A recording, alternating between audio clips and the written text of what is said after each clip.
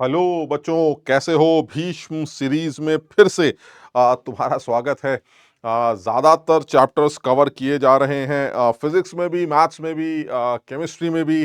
Almost काफ़ी हद तक चैप्टर्स तुम लोगों ने कवर किए हैं। घर में भी उसी हिसाब से रिवीजन करना पड़ेगा। यहाँ पर जो लेक्चर्स लिए जा रहे हैं उन लेक्चर्स में स्पेसिफिकली कुछ उन टॉपिक्स पर ज़्यादा कॉन्सेंट्रेट किया जा रहा है जिस पर सवाल पूछे जाने की संभावनाएं ज़्यादा हैं। तो लेकिन फिर भी मेरा मानना यही है कि बच्चों को एडवांस के पीवाईक्यूज की प्रैक्टिस करनी चाहिए। साथ ही साथ जो भी कॉन्सेप्ट्स उनको क्लास में कराए गए थे, जो अच्छे लेवल के कॉन्सेप्ट्स थे जिनको मेंस के टाइम पर शायद थोड़ा अवॉइड किया गया हो, मुझे लगता है कि उनको भी एक बार बढ़िया से रिवाइज कर लेना चाहिए, क्योंकि जो चीज एक बार समझ में आ गई उसको रिवाइज करे बिना जाना समझदारी नहीं।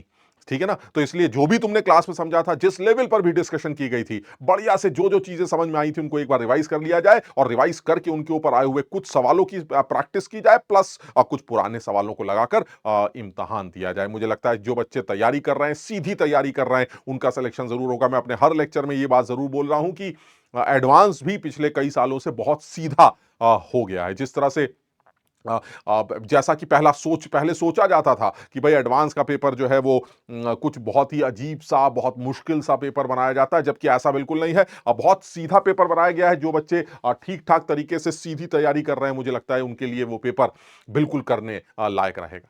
ठीक है, बहरहाल थोड़ा सा कोशिश करते हैं। आज केमिकल इक्विलिब्रियम और आयनिक इक्विलिब्रियम के कुछ सवालों से चीजों को रिवाइज करने की कोशिश करते हैं। शायद पूरा टॉपिक या हर तरह के कॉन्सेप्ट को शायद रिवाइज ना कर पाए, बट फिर भी पॉसिबिलिटी है या चांसेस हैं या कोशिश यही रहेगी कि जो मेनली चीजें आने वाली हैं या जिन पर आने के सवाल बनने के चांसेस ज्यादा हैं, उनको जरूर एक बार टच कर लिया जाए। जिस तरह से केमिकल काइनेटिक्स में हमेशा से, मैंने लास्ट लेक्चर में भी बोला था, केमिकल काइनेटिक्स में मैंने जो रिवीजन करवाया था उसमें मेनली फोकस किया था पैरेलल रिएक्शंस पर, सीक्वेंशियल रिएक्शंस पर। मुझे ऐसा लगता है कि चांसेस हैं कि पैरेलल रिएक्शन पर या सीक्वेंशियल रिएक्शन पर एक छोटा ऑब्जेक्टिव या इंटीजर टाइप सवाल या किसी तरह से कॉम्प्रिहेंशन बेस्ड सवाल बनाया जा सकता है। तो सब लोग उसको रिवाइज करेंगे, अपने हिसाब से समझने की कोशिश करेंगे। सिमिलरली केमिकल इक्विलिब्रियम और आयनिक इक्विलिब्रियम में भी कुछ मेन पॉइंट्स पर फोकस करते हैं, जिसमें सबसे ज्यादा इंपॉर्टेंट मुझे लगता है, अगर मैं केमिकल इक्विलिब्रियम की बात करूं, तो केमिकल इक्विलिब्रियम में मेनली चांसेस बनते हैं साइमल्टेनियस इक्विलिब्रियम पर सवाल बनाने के, क्योंकि जनरली साइमल्टेनियस पर बना हुआ सवाल थोड़ा सा लेंदी लगता है, थोड़ा सा समझ लो, थोड़ा सा बड़ा लगता है, जिसकी वजह से वो मेंस पर पूछा जाए इसकी इसका इसका इसका हमेशा डाउट होता है। इसलिए केमिकल इक्विलिब्रियम में साइमल्टेनियस इक्विलिब्रियम पर सवालों की प्रैक्टिस जरूर कर लेनी चाहिए। आयनिक इक्विलिब्रियम की अगर बात करें तो आयनिक इक्विलिब्रियम में सॉलिबिलिटी के ऊपर सवाल एडवांस लेवल पर बहुत ज्यादा बनाए जाते हैं। तो सॉलिबिलिटी पर सवाल, कॉम्प्लेक्सेशन के दौरान सॉलिबिलिटी पर सवाल बनाया जा सकता है। कॉमन आयन की प्रेजेंस में सॉलिबिलिटी पर सवाल बनाया जा सकता है। यानी कुछ ऐसी चीजें जो हैं तो कॉमन ही, बट सवाल बनाए जाने के चांसेस बढ़ जाते हैं। टाइट्रेशंस के ऊपर सवाल बनाने की संभावनाएं बढ़ जाती हैं, क्योंकि टाइट्रेशंस को लेकर कॉम्प्रिहेंशन बनाया जा सकता है, जिस पर सवाल बन सकता है, जिसमें आप हर तरह के कॉन्सेप्ट को इस्तेमाल कर सकते हैं, जिसमें आप हाइड्रोलिसिस का कॉन्सेप्ट यूज कर सकते हैं, जिसमें आप बफर का कॉन्सेप्ट यूज कर सकते हैं, जिसमें आप एम्फीप्लॉटिक एनायंस की हाइड्रोलिसिस का कॉन्सेप्ट यूज कर सकते हैं। हर तरह के कॉन्सेप्ट को आप एक टाइट्रेशन के सवाल से सॉल्व कर सकते हैं। तो हम लोगों ने कुछ इस तरह की बातें रिवाइज करने की सोची हैं, तो फटाफट जरा रिवीजन के बारे में सोचते हैं। तो इसमें मुझे लगता है कि सबसे पहले बहुत बेसिक चीज से चीज को स्टार्ट करते हैं। जेई में पूछा गया सवाल, ये नहीं कह रहा हूं कि तुमसे इस बार भी पूछा जाएगा, बट कम से कम दिमाग में ये रखना है और सब लोग ध्यान रखेंगे। देखिए, बनाने के लिए यही सेम सवाल मेंस लेवल पर बनाया जाता है, जिसमें पूछा जाता है के किस चीज पर डिपेंड करता है ना। लेकिन जेई के एडवांस लेवल पर जब ये सवाल बनाया गया तो ये अच्छी तरह से बनाया गया, जिसमें उन्होंने ये बोला कि अगर आपके पास एक होमोजीनियस इक्विलिब्रियम N2O4 और 2NO2 का हो, जिसका केपी वैल्यू उसकी डिग्री ऑफ डिसोसिएशन के साथ और साथ ही साथ टोटल प्रेशर के साथ इस तरह से लिंक होता है, उन्होंने पूरा इंफॉर्मेशन दे दिया। यानी मुझे ऐसा लगता है कि देखो, दो बातें आ रही हैं। पहली बात क्या आ रही है कि इसके ऊपर बेस्ड एक बात तो ये निकल के आती है कि सवाल जो है वो इस फॉर्मूले पे भी बन सकता है। तो सब लोग पहले तो ये ध्यान रखेंगे कि सवाल इस फॉर्मूले पे भी बन सकता है कि जो आपकी केपी वैल्यू, ये केपी वैल्यू किस चीज पर डिपेंड कर रही है। यानी सवाल इसके ऊपर भी बन सकता है कि Kp is equal to 4 alpha square upon 1 - alpha square into total pressure. यानी इस होमोजीनियस इक्विलिब्रियम पर यह सवाल बनाया जा सकता है, जिसमें आप केपी को, अल्फा को और टोटल प्रेशर को आपस में लिंक कर रहा है फॉर दिस इक्विलिब्रियम।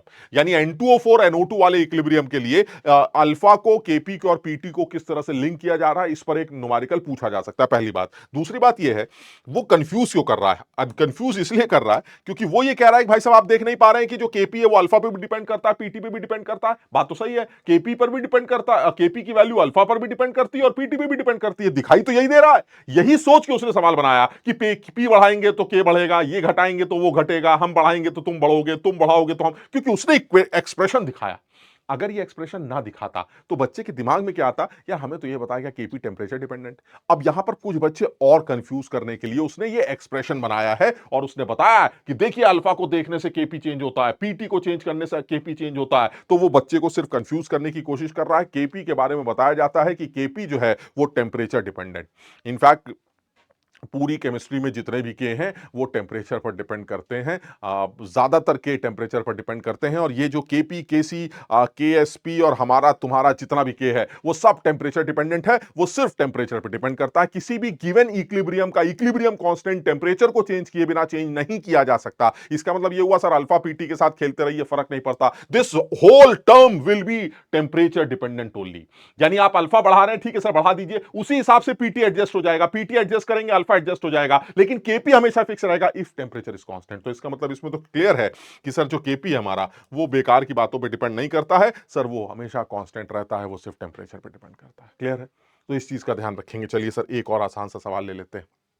ये जो सवाल है, ये सवाल या इस टाइप का सवाल मुझे एक्सपेक्टेड सवालों में लगता है। जेई के एडवांस लेवल पर ये एक्सपेक्टेड सवालों की कैटेगरी में आता है, इसलिए क्योंकि ये साइमल्टेनियस का केस, ये जो हालांकि लिखा गया है साइमल्टेनियस इक्विलिब्रियम, तो ये एक साइमल्टेनियस इक्विलिब्रियम का केस है। और तुम सब लोग भी मेरा तो सजेशन यही है कि एक बार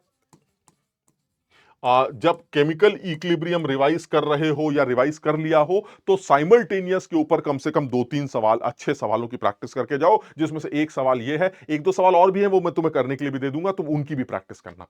देखो साइमल्टेनियस इक्विलिब्रियम एक ऐसा इक्विलिब्रियम होता है जिसमें जो इक्विलिब्रियम्स होते हैं वो कंटेनर के अंदर अगर एग्जिस्ट कर रहे हैं तो एक साथ एग्जिस्ट करते हैं।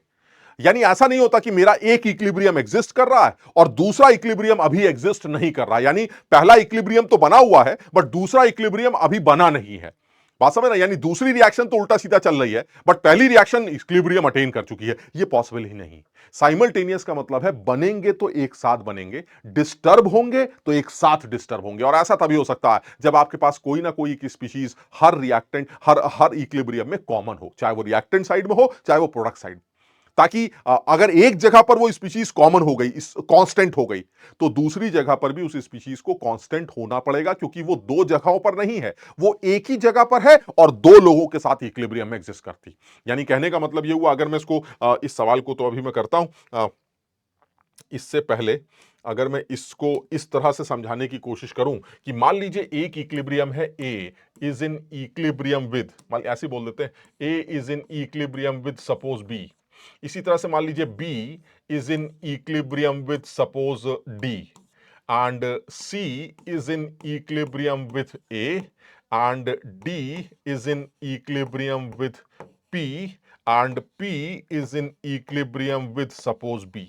मान लीजिए ये सिचुएशन, तो वो ये जानना चाह रहा है ये जो आपने इक्विलिब्रियम्स बनाए हैं इसमें मुझे ए दो जगहों पर दिखाई देता है, एक यहां दिखाई देता है और एक यहां। इसका ये मतलब नहीं कि ए दो है, एक ही ए है जो दो जगहों पर इक्विलिब्रियम में इन्वॉल्व। और उसका लॉजिक ये है, दिखाए तो आपने ये 5 इक्विलिब्रियम्स हैं, लेकिन एक्चुअली इनका एग्जिस्टेंस कैसे होगा सर?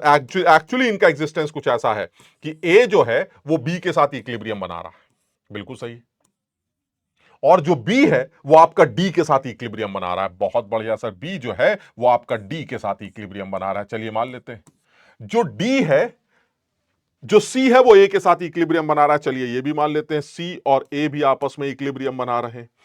जो D है वो P के साथ भी इक्विलिब्रियम बना रहा है, D जो है वो P के साथ भी इक्विलिब्रियम बना रहा है। चलिए ये भी ठीक है, D हमारा P के साथ इक्विलिब्रियम बना रहा है, और जो P है वो B के साथ भी इक्विलिब्रियम बना रहा है, जो P है वो B के साथ भी इक्विलिब्रियम बना रहा है। यानी अगर मैं ध्यान से देखूं तो ये जो 5 इक्विलिब्रियम्स हैं वो कुछ ऐसे दिखाई दे रहे हैं, आप समझिएगा। यानी कहने का मतलब ये हुआ कि ये आपको ये कहे कि मेरे पास डब्बे में दो जगह पर ए है ना, एक ही ए है भाई साहब, यही एक ए है जो इधर भी इक्विलिब्रियम में इन्वॉल्व है और जो इधर भी इक्विलिब्रियम में इन्वॉल्व है। आपके पास एक ही बी है जो तीनों तरफ इक्विलिब्रियम में इन्वॉल्व है। आप खुद सोचिए, अगर आप ये कहते हैं कि इस इक्विलिब्रियम को तो बन गया, ये इक्विलिब्रियम तो बन चुका है, लेकिन ए से सी वाला इक्विलिब्रियम अभी बनने वाला है, क्या बदतमीजी है। अगर ए से बी का इक्विलिब्रियम बन चुका है तो ए कांस्टेंट हो चुका होगा, और अगर ए का कंसंट्रेशन कांस्टेंट हो चुका है तो नीचे सी का भी कांस्टेंट हो चुका होगा। ऐसा थोड़ी ना कि नीचे वाला इक्विलिब्रियम अभी नहीं बना, क्योंकि अगर ये नहीं बना तो ए कांस्टेंट नहीं हो सकता। यानी किसी एक जगह पर भी ए कांस्टेंट हो गया तो हर जगह ए कांस्टेंट हो गया। इसलिए क्या कह रहे हैं, अगर एक इक्विलिब्रियम भी एग्जिस्ट करता है तो सारे इक्विलिब्रियम्स एग्जिस्ट करते हैं। That is why it is known as simultaneous equilibrium. चलिए ठीक है सर, ये तो एक थ्योरेटिकल डिस्कशन हो गया कि साइमल्टेनियस इक्विलिब्रियम का क्या मतलब। लेकिन सर सवाल कैसे करते हैं, तो सवाल का सिर्फ एक ही तरीका है, बहुत ज्यादा समझाया जाता है, हर टीचर बहुत चीख चीख के इस बात को बताता है। मैं भी इस बात को एक बार में बोलूंगा कि साइमल्टेनियस का सवाल सिर्फ तभी सही होता है जब आप इस बात का ध्यान रखें कि जो स्पीशीज कॉमन है, यानी जो स्पीशीज एक से ज्यादा जगहों पर आपको दिखाई दे रही है, उसकी हर जगह पर कॉन्सेंट्रेशन या फिर प्रेशर जो भी आप लिख रहे हैं वो सेम होना चाहिए। यानी अगर यहां पर ए के नीचे मैंने 5 मोल लिखा है, इक्विलिब्रियम बनने के बाद अगर मैंने ए के नीचे 5 मोल लिखा है तो हर ए के नीचे 5 आएगा, हर ए के नीचे 5 आएगा। बिकॉज क्यों, क्योंकि सर ए तो एक ही है ना, ऐसा थोड़ी ना यहां 5 है यहां 12 है। मेरी बात समझ रहे हो, इसका मतलब ये हुआ कॉमन स्पीशीज की कॉन्सेंट्रेशन या फिर प्रेशर वो कॉमन होना चाहिए। यानी आप इक्विलिब्रियम के मोल्स लिखें या प्रेशर लिखें और उसके बाद लास्ट में ये चेक जरूर कर लें कि जो कॉमन आदमी है उसके प्रेशर या कॉन्सेंट्रेशन की जो वैल्यू है वो हर जगह कॉमन है या नहीं। क्योंकि अगर वो कॉमन नहीं तो फिर गड़बड़ हो गई, क्योंकि फिर आपने तो ये अज्यूम कर लिया कि हम तुम्हारे साथ इक्विलिब्रियम कर रहे हैं और तुम्हारा कुछ हिस्सा उधर इक्विलिब्रियम बना रहा है। ऐसा नहीं हो सकता, मैं एक ही जगह पर हूं, इधर भी इक्विलिब्रियम बनाऊंगा, इधर भी इक्विलिब्रियम बनाऊंगा, इधर भी इक्विलिब्रियम बनाऊंगा, और इन तीनों जगहों पर मेरी वैल्यू एक कॉमन फिक्स वैल्यू होगी। क्लियर है? यही चीज सोचकर ये एक सवाल, यहां पर ये क्या कह रहे हैं कि मेरे पास ये 3 इक्विलिब्रियम्स है जो साइमल्टेनियस है। लॉजिकल है, साइमल्टेनियस इसलिए सर कोई ना कोई आदमी कॉमन है, सर कहीं ना कहीं कैसे ना कैसे कोई ना कोई आदमी कॉमन है, सो दिस इज साइमल्टेनियस। आपने सवाल में क्या दिया है, आपने सवाल में मुझे कुछ आदमियों के मोल्स दे रखे हैं। चलिए देखते हैं किस किस आदमी के मोल दे रखे हैं। Sir initially A B D 882 है, ए बी डी 882 है। तो इस ए के नीचे मैंने 8 लिख दिया। अगर मैंने इस ए के नीचे 8 लिखा है तो इस ए के नीचे भी 8 ही है सर, जरा समझना। क्योंकि सर ये ए 2 नहीं है सर, एक ही ए है जो उधर भी इक्विलिब्रियम में इन्वॉल्व है और तीसरी जगह पर भी इक्विलिब्रियम में इन्वॉल्व है। ठीक, फिर बी के नीचे क्या लिखा है, बी के भी 8 मोल है, बहुत बढ़िया। इस बी के नीचे 8 है, इस बी के नीचे 8 है और इस बी के नीचे भी 8। और डी के बारे में क्या बोला जा रहा है सर, डी के आपने 2 मोल लिए हैं, ये लीजिए डी, वो तो अकेला है, इसके 2 मोल। ये सिचुएशन है इनिशियल सिचुएशन, ये इनिशियल सिचुएशन है जो आपको कंटेनर में दे रखी। क्लियर? अच्छा, अब आप इक्विलिब्रियम के मोल्स कैसे लिखते हैं। देखो, जिनको पता है बहुत अच्छा है, जिनको नहीं पता है वो बहुत ध्यान से देखेंगे कि इक्विलिब्रियम के मोल्स कैसे लिखे जा रहे हैं। तो मैं एक बड़ा सीधा सा तरीका बता रहा हूं। फर्स्ट इक्विलिब्रियम से स्टार्ट करते हैं, जो भी कॉमन आदमी है उसको नीचे लिखते चले जाते हैं। नीचे जब इक्विलिब्रियम बनाते हैं तो नीचे जो चेंजेस आते हैं उनको ऊपर लिखते चले जाते हैं। मैं बताता हूं कैसे। फर्स्ट इक्विलिब्रियम को अगर आप स्टार्ट करेंगे तो कैसे लिखेंगे सर, 8 में से कुछ कम हो जाएगा, जैसे लिखते थे इक्विलिब्रियम के मोल्स, 8 माइनस एक्स, यहां पर भी कम हो जाएगा 8 माइनस 2x, और ये बन जाएगा आपका 3x। ठीक, ये फर्स्ट इक्विलिब्रियम। लेकिन सर जैसे ही ए के नीचे 8 माइनस एक्स आप लिखेंगे, ये वाला ए क्या कहेगा, अरे हम तो एक ही है ना, तो मेरे नीचे 8, तुम्हारे नीचे 8 माइनस एक्स हो ही नहीं सकता, मेरे नीचे भी 8 माइनस एक्स, क्योंकि हम दोनों तो सेम है ना। और अगर आपने बी के नीचे 8 माइनस 2x लिखा है तो हर बी के नीचे 8 माइनस 2x आपको लिखना पड़ेगा। इसलिए नहीं कि नीचे वाला इक्विलिब्रियम बन रहा है, इसलिए कि ऊपर चेंज हुए तो हर बी में चेंज होगा, क्योंकि बी तो एक ही जगह पर है, जो दिखाई भले अलग अलग जगह जा रहा हो लेकिन एक ही बी है। अगर वो 8 माइनस 2x हो गया तो हर जगह भी 8 माइनस 2x दिखाई दे। क्लियर? यानी आपने फर्स्ट इक्विलिब्रियम लिखा, उसमें जो जो चेंजेस आए वो आपने नीचे कर दिए।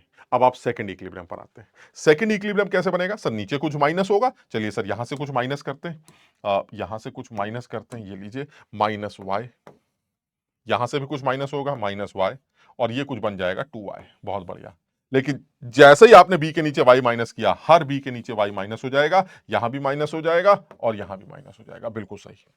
क्लियर? अब आते हैं तीसरे इक्विलिब्रियम पर। तीसरे इक्विलिब्रियम में क्या होगा, अब तीसरे इक्विलिब्रियम में भी कुछ आपको बनाना पड़ेगा। सर यहां से कुछ b घटेगा, मान लीजिए 3z घटेगा, तो यहां से a घटेगा, 2z घटेगा, और यहां पर f बनेगा 4z बन जाएगा।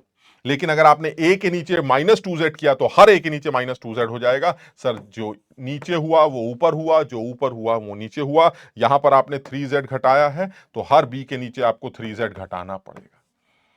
ये आपके फाइनल इक्विलिब्रियम के मोल्स होंगे। लास्ट में कैसे चेक करेंगे कि ये सही लिखा है कि नहीं? लास्ट में इस तरह से चेक करेंगे कि जो कॉमन है उससे पूछिए क्या तुम हर जगह एक जैसा दिखाई देते हो? अगर है तो ठीक, नहीं तो गड़बड़, क्योंकि वो तो एक ही है। क्लियर है?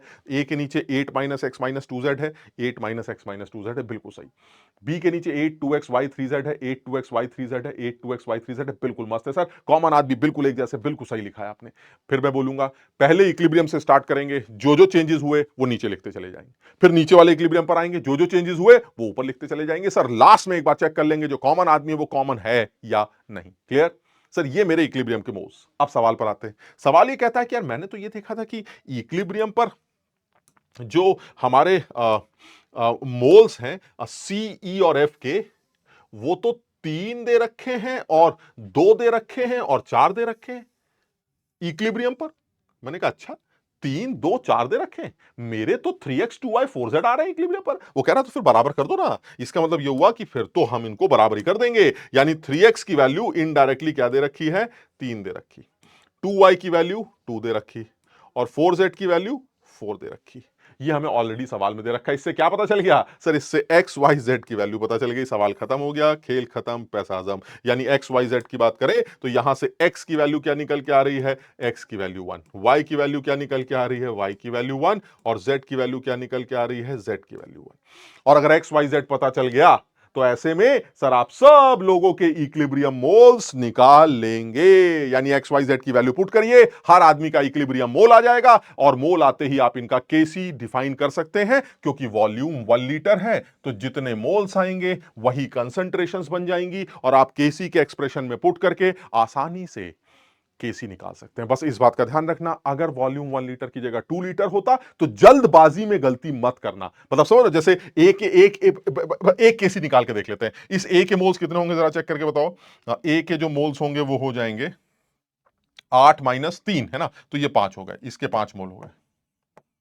बी के कितने होंगे? 2 3 3 6, बी के 2 मोल हो गए। फाइनली बी के 2 मोल है ना, एक्स वाई जेड की वैल्यू पुट करने के बाद। और इसके कितने हैं? इसके तो बता ही रखे हैं 3 मोल। इसके तो 3 मोल बने ही थे, तो ये हमारे सी के मोल हो गए। सही कर रहे हैं ना? तो बी के 2 -1 3 3 6, हाँ सही। तो अब आप केसी लिखते हैं, फर्स्ट इक्विलिब्रियम का केसी लिखते हैं, तो दिस विल बी केसी 1। तो बस ये ध्यान रखना, it should be equal to C cube upon A into B square, है ना, यही होनी चाहिए। अब ये कॉन्सेंट्रेशन से तो बस ये ध्यान रखना कि अगर आप सी का क्यूब करते हैं तो यानी आप 3/1 का क्यूब कर रहे हैं। बस ये ध्यान रखना, because 3 is not concentration, 3 is mole. तो कंसेंट्रेशन आएगी मोल्स बाय वॉल्यूम से। बस ये ध्यान रखना है कि ये जो वॉल्यूम है, अगर ये 1 लीटर है तो 1 से डिवाइड होगा, अगर ये 2 होता तो 2 से। बस इस बात का ध्यान रखना है। मेरे ख्याल से सब लोग समझ रहे होंगे, कोई खास बात नहीं कर रहे हैं। नीचे आ गया ए कितना आएगा? ए आएगा 5/1 और बी आएगा कितना? 2/1 का होल स्क्वायर। इसको सॉल्व करते हैं तो 3 का क्यूब आ गया 27/20। यानी जो KC1 आएगा, फर्स्ट इक्विलिब्रियम का जो इक्विलिब्रियम कांस्टेंट आएगा वो 27/20 है। क्लियर? इसी तरह से दूसरा तीसरा निकाल लेंगे, सारी वैल्यूज तुम्हारे बात हाथ में है। बस ये ध्यान रखना, क्योंकि वॉल्यूम 1 लीटर है इसलिए सारे मोल्स ही कंसंट्रेशन बन गए। अगर वॉल्यूम 1 की जगह कुछ और होता तो मोल्स ही लिख के चले मत आना। जल्दबाजी में कई बार तुमने भी गलतियां की होंगी। ये गलती एडवांस लेवल पर होते वक्त बड़ा अफसोस होगा कि इतनी मेहनत करके साइमल्टेनियस का बढ़िया सवाल सॉल्व किया और आंसर गलत लिख दिया। ठीक है ना? तो इस तरह से KC1 KC2 KC3 निकाले जा सकते हैं। क्लियर? चलिए सर और आगे बात करते हैं।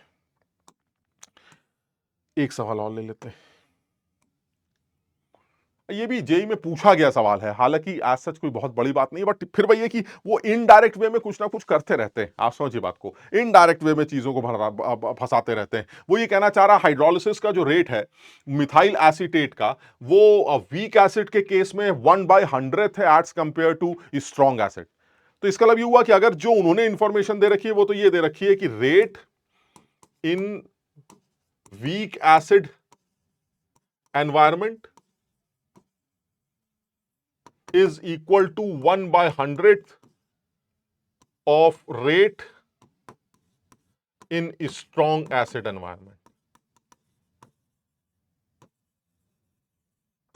तो ऐसा तो मुझे ऐसा लगता है ऐसा तभी हो सकता है जब H प्लस वीक एसिड से जो आ रहे हैं they will be 1/100 of H plus coming from strong acid.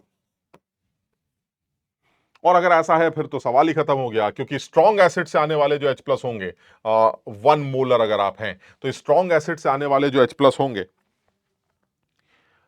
वो हम देख सकते हैं कितने आ रहे हैं, उससे वीक एसिड से आने वाले H प्लस पता चल जाएंगे।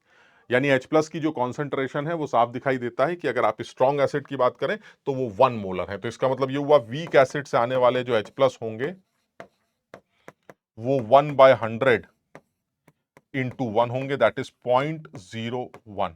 और हम सब जानते हैं अब वीक एसिड से जो आने वाले H प्लस होते हैं वो अल्टीमेटली सी अल्फा से डिफाइन किए जाते हैं। तो अगर मैं देखूं तो it will be C alpha which is equal to 0.01। So ultimately alpha is equal to 0.01 by C. और जो सी दे रखा है वीक एसिड का वो कितना दे रखा है, वो भी 1 मोलर दे रखा है and that is 0.01/1।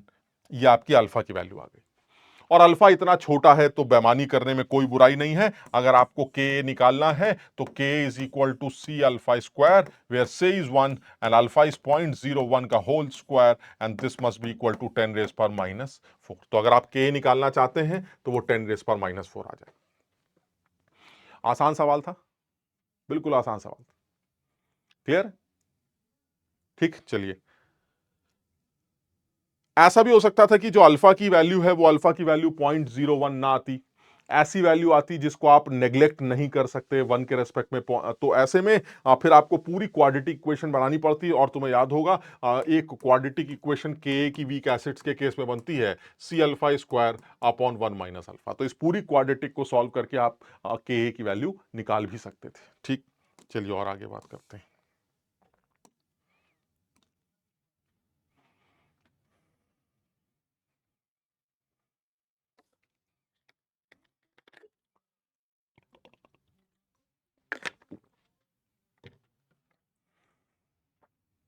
Solubility product और सॉलिबिलिटी पे लेकर सवाल पूछे जाते हैं, पूछे जाने की बहुत ज्यादा संभावनाएं। और कॉम्प्लेक्सेशन तो बहुत इंपॉर्टेंट केस बनता है। मैं कॉम्प्रिहेंशन तो जो है सो है, बट एक्चुअली इसको जरूर रिवाइज करना।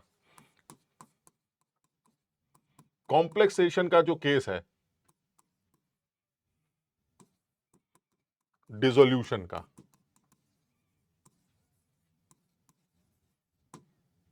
इसको जरूर एक बार सब लोग रिवाइज करेंगे।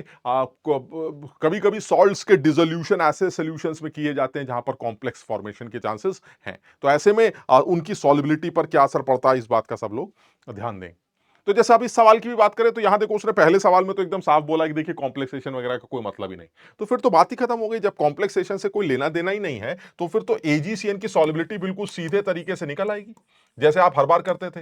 एजीसीएन की सॉल्युबिलिटी के लिए आप इस तरह का एक इक्वेशन बनाते थे और ऐसे में अगर आप इसकी सॉल्युबिलिटी को एस मान लेते हैं इसकी सॉल्युबिलिटी अगर मैं एस मान लूं तो ये एस हो जाएगा, ये भी एस हो जाएगा। और साइनाइड जो है वो कहां से मिलेंगे आपको, 0.02 तो पहले से ही मिल जाएंगे केसीएन से। तो सर ये इक्वेशन आप सॉल्व करके दे दीजिए। तो ये तो बड़ा कॉमन सा सवाल है। और इसमें अगर आप केएसपी से रिलेट करना चाहते हैं तो केएसपी हमें दे रखा है 10⁻⁻16 which is equal to concentration of AG plus into concentration of cyanide. और एजी प्लस की कंसंट्रेशन एस है और साइनाइड एस प्लस 0.02 है। मेरे ख्याल से सब लोग एग्री करेंगे सॉल्युबिलिटी प्रोडक्ट को देखकर कि सर इतना घटिया सॉल्युबिलिटी प्रोडक्ट है, सॉल्युबिलिटी क्या ही होगी सर। और 0.02 के रेस्पेक्ट में तो नेग्लिजिबल ही माना जाएगा इसको। तो सर इससे आप आसानी से सॉल्युबिलिटी निकाल सकते हैं। एस इज इक्वल टू, अगर मैं इसको नेग्लेक्ट कर दूं तो ये आ जाएगा 10⁻⁻16 डिवाइडेड बाय 0.02। आप इसको सॉल्व कर सकते हैं। This is 1/2 into 10⁻⁻14. So this is 5 into 10⁻⁻15। तो 5 इंटू 10⁻⁻15 से आंसर निकाला जा सकता है। लेकिन ये वो केस बनाया गया जिसमें कॉम्प्लेक्सेशन से कोई लेना देना है ही नहीं। एजीसीएन है, सीधे सीधे केसीएन के अंदर डाला गया और वो कॉमन आयन इफेक्ट की वजह से अपनी सॉल्युबिलिटी को घटता हुआ देखेगा। बिल्कुल सही। लेकिन दूसरा केस बन सकता है जिसमें आपको कॉम्प्लेक्सेशन को कंसीडर करना हो। तो अगर आपको कॉम्प्लेक्सेशन को कंसीडर करना है तो क्या है, तो भी बड़ा आसान।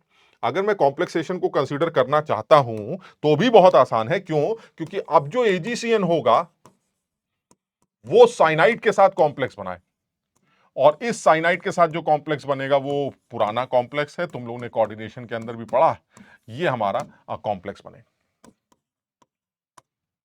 और अगर मैं इस कॉम्प्लेक्स की बात करूं तो साफ दिखाई देता है कि AgCN की जो सॉल्युबिलिटी है वो सॉल्युबिलिटी इस बार अच्छी खासी बढ़ जाएगी, क्योंकि AgCN को अंदर डालोगे वो साइनाइड को खा जाएगा, फिर तुम AgCN को अंदर डालोगे फिर वो साइनाइड को खा जाएगा, क्योंकि इस कॉम्प्लेक्स बनने के वैल्यू बहुत जबरदस्त है। आप देख रहे हैं इस कॉम्प्लेक्सेशन का जो के है, फॉर्मेशन कांस्टेंट, इस कॉम्प्लेक्स के बनने का जो कांस्टेंट है वो 1.5 इंटू 10⁻17, यानी कॉम्प्लेक्स फॉर्मेशन का जो के वो बड़ा तगड़ा है। यानी कहने का मतलब ये हुआ कि अगर कॉम्प्लेक्स फॉर्मेशन का के बहुत तगड़ा है तो यानी किस इक्विलिब्रियम की बात कर रहा है जिसमें कॉम्प्लेक्स बन रहा है। हालांकि ये इज नॉट द के वैल्यू। क्यों? क्योंकि कॉम्प्लेक्सेशन, कॉम्प्लेक्स बनने का तो के ये Ag plus aqueous plus 2Cn minus aqueous gives AgCN2 minus.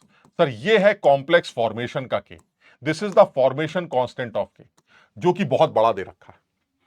बात समझ रहे हैं? यानी ये वो इक्विलिब्रियम है जिसकी वैल्यू बहुत बड़ी दे रखी है। अगर मैं ध्यान से देखूं तो इसकी वैल्यू दे रखी है 1.5 इंटू 10⁻17, 1.5 इंटू 10⁻17, यानी इसका जो के है बहुत जबरदस्त है। यानी इसका जो के एफ दे रखा है, formation constant, it is 1.5 into 10⁻17, जबरदस्त। और अच्छा, अगर मैं और ध्यान से देखूं तो केएसपी भी दे रखा है। हाँ सर, केएसपी भी दे रखा है। और केएसपी AgCN का कैसे डिफाइन किया जाता है? AgCN का केएसपी सर इस इक्वेशन से डिफाइन किया जाता है, Ag plus aqueous plus Cn minus aqueous. और इसका अगर मैं के की बात करूं तो इस इक्विलिब्रियम का के वैल्यू केएसपी के बराबर होगा, जो कि मुझे दे रखा है 10⁻16। अगर आप ध्यान से देखें तो इट इज 10⁻16, बिल्कुल सही। तो अब आप ये सोचो, एक इक्विलिब्रियम ये है मेरा, दिस इज इक्विलिब्रियम 1, और एक इक्विलिब्रियम ये है, दिस इज इक्विलिब्रियम 2। कहानी चल रही है इसके साथ, बातें हो रही हैं इसके साथ, यानी सारी कहानी जो है वो इसके ऊपर बेस्ड है। अब आप समझिए जरा बात को, क्या इन दो इक्विलिब्रियम्स को यूज करके, क्या इन फर्स्ट और सेकंड इक्विलिब्रियम्स को यूज करके इस इक्विलिब्रियम का इक्विलिब्रियम कांस्टेंट नहीं निकाल सकते? बिल्कुल निकाल सकते हैं सर। आप इन दोनों को जोड़ दीजिए, काम चल जाएगा सर। यानी इन दोनों के जो इक्वेशन को जोड़ने से अगर ये इक्वेशन आती है तो सर इसका मतलब इस इक्विलिब्रियम का इक्विलिब्रियम कांस्टेंट भी आपको पता चल गया, the equilibrium constant of this equilibrium. यानी कहने का मतलब ये हुआ इस इक्विलिब्रियम का इक्विलिब्रियम कांस्टेंट वैल्यू कितनी होगी? इसका इक्विलिब्रियम कांस्टेंट होगा Kc, which is equal to, क्योंकि दोनों जोड़े गए हैं तो उनके दोनों के वैल्यूज मल्टीप्लीकेशन में चले जाएंगे। So this is equal to 10⁻16 into 1.5 into 10⁻17। और ध्यान से देखें तो यह आ जाएगा 15। यानी इन दोनों का जो मल्टीप्लीकेशन है, सही कर रहे हैं, 10⁻16, और ये आ जाएगा 1.5 इंटू 10⁻17। ठीक है, हाँ ठीक है। तो इसका मतलब ये हुआ सर इस इक्विलिब्रियम का जो इक्विलिब्रियम कांस्टेंट है वो 15 आ जाए। और अगर आप इस इक्विलिब्रियम को लिखना चाहते हैं तो इस इक्विलिब्रियम को कैसे लिखेंगे? सॉल्युबिलिटी के फॉर्म में। अगर मैं इसकी सॉल्युबिलिटी को S मान लूं तो ये साइनाइड कितने होंगे इसको अलग से लिख लेते हैं। यानी ये इक्वेशन क्या बनेगी? AgCN solid plus 2Cn minus gives AgCN2। अगर इसकी सॉल्युबिलिटी को S मान लें तो ये हमें 0.02 माइनस 2S मिलेगा, and this is equal to S। तो अगर मैं इसको और सही से लिखूं तो ये क्या आ जाएगा भाई? ये आ जाएगा S, नहीं ये एक ही है, तो ये हो जाएगा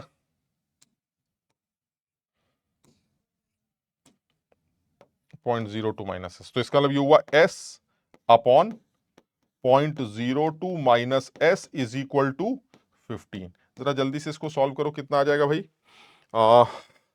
S इज इक्वल टू 1530, यानी कि 0.3 माइनस 15S। तो इसका मतलब ये हुआ कि यहां से S is equal to 0.3 divided by 16 आ जाएगा। 0.3 डिवाइडेड बाय 16, सही कर रहे हैं? 16s, हाँ, तो यहाँ से सर 0.3 डिवाइडेड बाय 16 आ जाएगा। एक बार ज़रा सा इसको फटाफट कैलकुलेट भी करके देख लेते हैं। 0.3 डिवाइडेड बाय 0.3 डिवाइडेड बाय 16, तो ये 1.8 इंटू 10⁻⁻², यानी ये निकल के आ जाएगा 1.875 इंटू 10⁻²। तो यानी जो सॉलिबिलिटी निकल के आ रही है वो 1.875 इंटू 10⁻² निकल के आ रही है। सवाल अच्छा है, आसान सवाल है।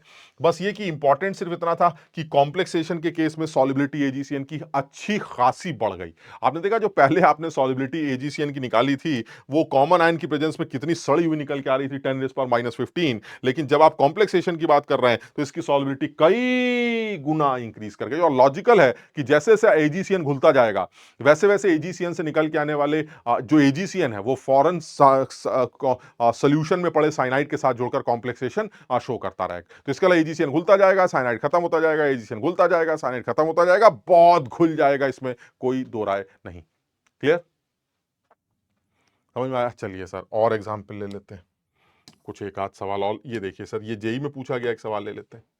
अब देखो फिर वही ये दिखाया है, आप दिखा के ऐसा लगता है ऐसे कुछ घबराहट हो रही है कुछ, लेकिन सवाल में तो कुछ भी नहीं है।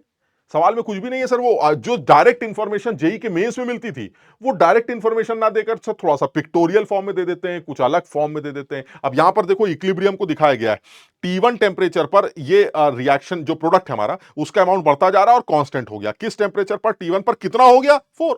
इसका मतलब हुआ एक चीज तो क्लियर हो गई सर, T1 टेम्परेचर पर प्रोडक्ट की वैल्यू 4 होती है और T2 टेम्परेचर पर प्रोडक्ट की वैल्यू 2 होती है।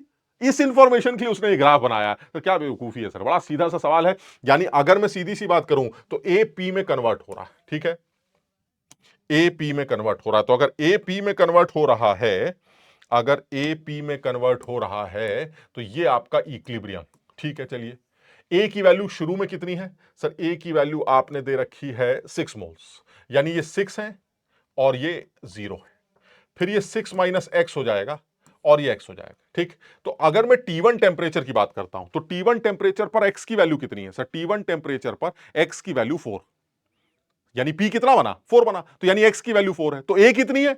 6 माइनस 4 2। यानी एक चीज क्लियर है कि अगर मैं ये इस इक्वेशन को सच मानता हूं तो T1 टेम्परेचर पर ए की वैल्यू जो बची हुई है वो है कितनी है T1 पर? 4। तो ये ए की वैल्यू है 2 और पी की वैल्यू है 4। चलिए ठीक है। और अगर यही चीज T2 टेम्परेचर पर करें तो ए की वैल्यू 4 है और पी की वैल्यू 2 है। आप समझ रहे बात को? क्योंकि T2 टेम्परेचर पर फाइनल कॉन्सेंट्रेशन प्रेशर की कितनी है? 2 मोल्स पर लीटर, ठीक है। तो ये सिचुएशन अगर ऐसा है तो आप खुद सोच लीजिए कि T1 टेम्परेचर पर K की वैल्यू कितनी?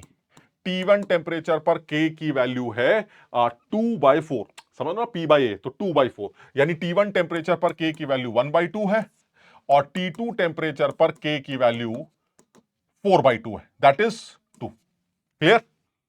T2 टेम्परेचर पर 4/2, क्या उल्टा कर दिया क्या? पी कौन सा है? ये गड़बड़ हो गया, ये 4/2, यानी इसको सही करते हैं, ये T2 ले लेते हैं, ये T1 ले लेते हैं। यानी कहने का मतलब ये हुआ ये T2 टेम्परेचर पर, ये T1। अब सही ना? T1 टेम्परेचर पर P बाई ए यानी 4/2, T1 पर 2 और T2 टेम्परेचर पर ये आपका 2/4 1/2, ठीक है। अब क्या कह रहा है? वो कह रहा है ये जो डेल्टा G2 नॉट और डेल्टा G1 नॉट का डिफरेंस है अगर वो इस इंफॉर्मेशन के बराबर, तो आप बता सकते हैं एक्स की वैल्यू क्या है? अरे यार तो बड़ा आसान है ना। What is delta G1 not? Delta G1 not is minus R T1 ln K, और K की वैल्यू कितनी है T1 पर? T1 पर K की वैल्यू है 2। और what is delta G2 naught? Delta G2 naught is minus R T2 ln 1/2 which is equal to R T2 ln2। Clear? आप बताइए what is delta G2 naught minus delta G1 naught? This is equal to what? This minus this, तो it will be equal to R T2 ln2 plus minus करके plus हो जाएगा plus are T1 ln2। और सवाल में T1 और T2 का relation दे रखा है, यानी T1 की जगह आप 2T2 डाल सकते हैं, तो this will be equal to 3R T2 ln2। अब वो ये कह रहा है भाई ये वैल्यू तो मैंने आपको ऑलरेडी दे रखी है R T2 ln x, तो इसका मतलब ये हुआ this is R T2 ln x। साफ दिखाई देता है सर, R से R कैंसिल हो जाएगा और 3 ln के ऊपर चला जाएगा, इससे जो T2 इससे x की वैल्यू जो है वो 2⁻³ दैट इज 8 आ जाएगी। सर आप बड़ा आसान सवाल है सर, x की वैल्यू 8 आ जाएगी, लेकिन सवाल को पूछे जाने का तरीका एडवांस तरीका। ये सवाल मेंस लेवल पर आ चुके हैं, इस तरह के सवाल कि अगर k की वैल्यू 2 है तो डेल्टा जी नॉट निकालो, डेल्टा जी नॉट दे रखा है k की वैल्यू निकालो, सवाल आ चुके हैं सर। लेकिन इस बार इस सवाल को पूछे जाने का तरीका बदल दिया। क्या तरीका बदल दिया? इस बार उसने ये बोला भाई साहब ऐसा है, मैं आपको प्रोडक्ट की जो इंफॉर्मेशन है वो डायग्राम से बताऊंगा, तो लोगों को ऐसा लगता है कि कुछ नया तरीका है। हालांकि तुम इस चीज की पूरी तैयारी के साथ जाना कि एडवांस वाले इस तरह से हमें सवाल पूछ सकते हैं जिसमें इंफॉर्मेशन डायरेक्ट वे में ना देकर इनडायरेक्ट वे में दी जाए। और मुझे बहुत ज्यादा उम्मीद है कि केमिकल इक्विलिब्रियम पर वो ग्राफिकल रिप्रेजेंटेशंस पिछले कुछ नए रिसेंट ईयर्स में वो पूछ रहा है, तो इसलिए इस बात का ध्यान देंगे। जैसे मैं शायद एक और सवाल भी है मेरे पास जो कि उसने, ये देखिए आप, ये हाल फिलहाल के सालों में मैंने देखा है कि प्रोडक्ट की जो इंफॉर्मेशन है, प्रोडक्ट के जो अमाउंट है, उसकी जो कॉन्सेंट्रेशन है वो ग्राफ के तौर पे देता है। देखिए यहां पर भी बिल्कुल साफ है कि T1 टेम्परेचर पर जो आपका बी का प्रेशर है वो 10, ये देख रहे हैं T1 टेम्परेचर पर बी का प्रेशर 10 है, फिक्स हो गया। फिर एकदम से न जाने उसने क्या ड्रामा किया, शायद टेम्परेचर एकदम से बढ़ा दिया तो बी का प्रेशर बढ़कर कांस्टेंट हो गया 100। यानी फाइनली बी का इनिशियल प्रेशर जो इनिशियली टेम्परेचर 1000 केल्विन पर था वो 10 था, और 2000 केल्विन पर जो बी का फाइनल प्रेशर है वो 100, खत्म हो गया। ये कुछ करना ही नहीं है, ये सवाल और भी ज्यादा आसान है। यानी करने का मतलब ये हुआ कि जो डेल्टा G1 नॉट है इट इज -R 1000 टेम्परेचर पर ln कंसंट्रेशन ऑफ प्रोडक्ट, यानी pressure of product divided by pressure of reactant. A का रिएक्टेंट का प्रेशर उसने हमेशा मेंटेन कर रखा है 1 बार, वो कह रहा है ए में कोई चेंज नहीं आएगा, वो 1 बार रहेगा। बी के प्रेशर की बात करिए तो बताइए एक पर्टिकुलर टेम्परेचर 1000 केल्विन पर उसका बी का प्रेशर कितना है फाइनली 10, देखिए कांस्टेंट चल रहा है। फिर आपने टेम्परेचर बढ़ाया तो उसका प्रेशर फाइनली फिर कांस्टेंट होकर कितना हो गया 100। यानी अगर आप 1000 पर हैं तो आपका प्रेशर होगा बी का 10 divided by 1, so it will B 10, ये के की वैल्यू हो गई। और यही डेल्टा G2 नॉट की बात करते हैं दैट इज 2000 केल्विन पर -R 2000 ln प्रोडक्ट की कॉन्सेंट्रेशन या प्रोडक्ट का प्रेशर अब 2000 केल्विन पर 100 हो जाएगा। लेकिन नीचे तो वो 1 कांस्टेंट। अगर आप इन दोनों का रेशो 1000/2000 लेना चाहते हैं तो इन दोनों का रेशो ले लीजिए। जैसे ही आप इन दोनों का रेशो लेंगे आप देख रहे होंगे सब कैंसिल हो जाएगा और अल्टीमेटली ये आ जाएगा 0.1/4 दैट इज 0.25। अब सर सवाल तो ये मेंस लेवल से भी कम कैलकुलेशन रखी है, इसमें तो कुछ भी नहीं। लेकिन फिर वही है सर, एक तरीका है कि जनरली मेंस पर जब सवाल आता है तो वो ये बता देता है फिर प्रोडक्ट के प्रेशर 100 है, रिएक्टेंट का प्रेशर 1 है, टेम्परेचर 2000 है, बताइए डेल्टा जी क्या होगा। ये मेंस का सवाल। ये सवाल डायरेक्ट वे में ना पूछकर इनडायरेक्ट पूछा है। आप ग्राफ से समझ सके तो आप ग्राफ से समझ जाइएगा। जब आप 1000 केल्विन पर थे तो 1000 केल्विन पर आपकी कॉन्सेंट्रेशन कांस्टेंट है, दैट इज आपका प्रेशर कांस्टेंट है, दैट इज 10। लेकिन जैसे ही मैंने आपका टेम्परेचर 2000 कर दिया तो आपका प्रेशर भी इंक्रीज कर गया, और इंक्रीज करते खड़ाक से ऐसे करके आपने दोबारा इक्विलिब्रियम अटेन किया, और दोबारा इक्विलिब्रियम अटेन करते वक्त आपका प्रेशर कितना है 100। यानी बी का प्रेशर 1000 केल्विन पर 10 था, 2000 केल्विन पर 100 है। ए हमेशा कांस्टेंट है सर, ए इज ऑलवेज 1, ए को मैंने मेंटेन कर रखा है 1। तो ऐसे में सर प्रोडक्ट से ही के की वैल्यू चेंज होती रहेगी, और के बदल भी क्यों रहा है, क्योंकि टेम्परेचर चेंज हो रहा है सर। तो के की वैल्यू बदलती रहेगी, और के की वैल्यू एक केस में 10 आएगी, एक केस में 100 आएगी, और उसकी वजह से रेशो जब आप डेल्टा जी का निकालेंगे तो वो 0.25 निकल आएगा। क्लियर? बिल्कुल आसान। चलिए और बात करते हैं।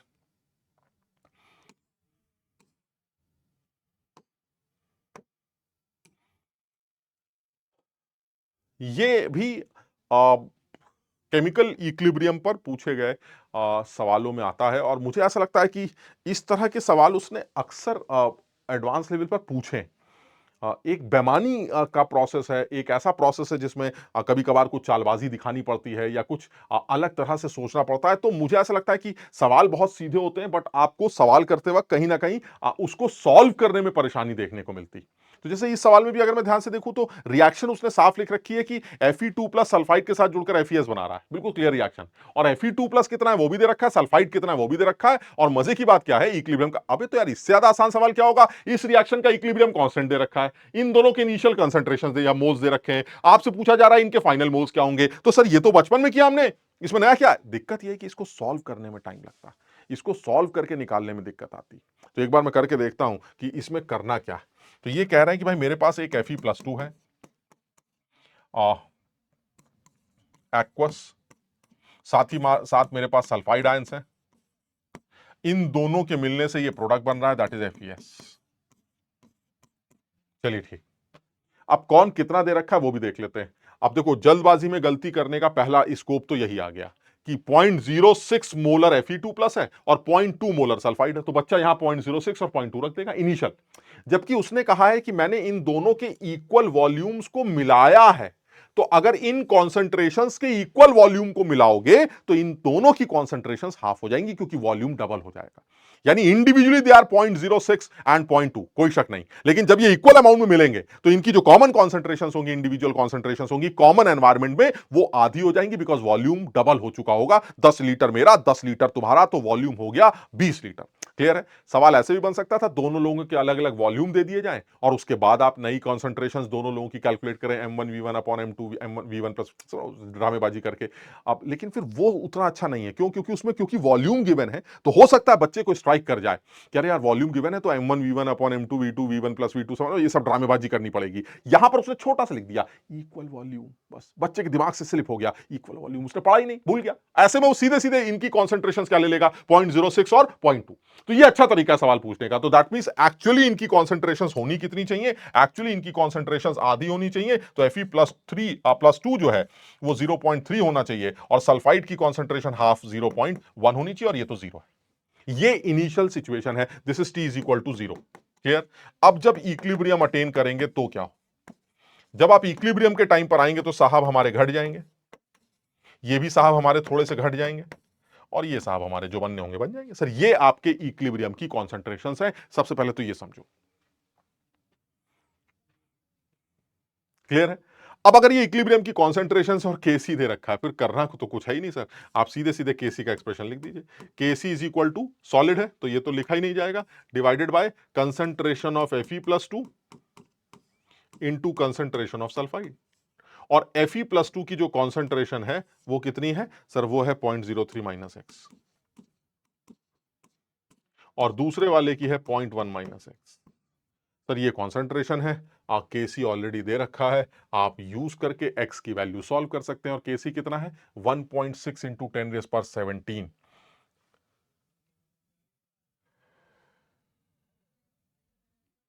1.6 यहां लिख लेते हैं, ये दे रखा है 1.6 इंटू 10⁻17। क्लियर? अब देखो, वैसे तो क्वाड्रेटिक्स वगैरह कुछ बनेगी, सॉल्व करने में बैंड बजेगी, इसमें कोई शक नहीं, लेकिन अब मैं यही बताना चाह रहा था कि इस पर सवाल बनते हैं यार, है ना? इस कॉन्सेप्ट पे सवाल बनाता है, तो इसमें ना थोड़ा सा अकल लगाते हैं। केसी इतना बड़ा, इसका क्या मतलब? सर केसी इतना बड़ा है कि ये रिएक्शन ऑलमोस्ट सामने चलेगी, फॉरवर्ड सारी सारी।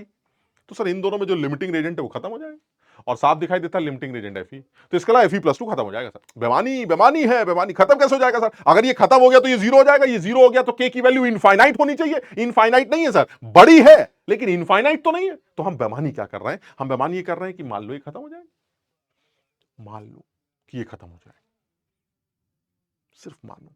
अगर तुमने मान लिया ये खत्म हो गया, तो इसका मतलब ये हुआ 0.03 माइनस एक्स की वैल्यू जीरो होनी चाहिए, और अगर ये जीरो होनी चाहिए तो फिर एक्स की वैल्यू 0.03 आनी चाहिए। बिल्कुल सही। यानी जब तुमने माना तो एक्स की वैल्यू आ गई, ठीक है, लेकिन जब तुम्हें ये रखना हो कि ये जीरो है, तो इसको जीरो मत रखना, ये बोल देना ये जीरो नहीं है, ये जीरो जैसा है। समझना जरा, देखो क्या बेमानी है। बेमानी ये है कि सर देखिए ये तो वन ही है सर, यहां तो वन ही रहेगा, इसका तो कुछ करना ही नहीं। नीचे आते हैं, ये जीरो जैसा है सर, जीरो नहीं, ये वाई है सर, वाई लगभग zero, Y is almost zero, not zero. ठीक, इधर आते हैं, दिस इज 0.1 माइनस एक्स। अब आपने कहा था सर ये जीरो जैसा है, अगर ये जीरो जैसा है तो इसका एक्स की वैल्यू 0.03 होनी चाहिए। ये देखिए, अगर ये जीरो जैसा है तो एक्स की वैल्यू 0.03 होनी चाहिए, तो आपने एक्स की वैल्यू 0.03 रख दी। क्या मस्त बेमानी है, आप समझिए जरा। यानी जब जीरो रखने की बारी आई तो आपने वाई रख दिया, और अदरवाइज आप क्या कह रहे हैं कि जीरो जैसा है इसलिए एक्स की वैल्यू, यानी आपने एक तरफ जीरो मान लिया, उससे एक्स निकाल लिया, और जब जीरो रखने की बारी आई तो उसकी जगह क्या रख दिया? वाई। और वाई के लिए क्या बोला? It is not zero, it is almost zero. बात समझ में? खत्म हो गया सवाल सर। आप इससे वाई की वैल्यू निकाल लीजिए, और वाई की वैल्यू निकल के आ जाएगी, वाई इज इक्वल टू कितना आ जाएगा? ये उधर चला जाएगा, नहीं तो ये आ जाएगा 1 अपॉन ये कितना आ जाएगा? ये तो रहेगा ही ना 1.6 इंटू 10⁻17 इंटू नीचे क्या आ जाएगा 0.07 ये आ जाएगा।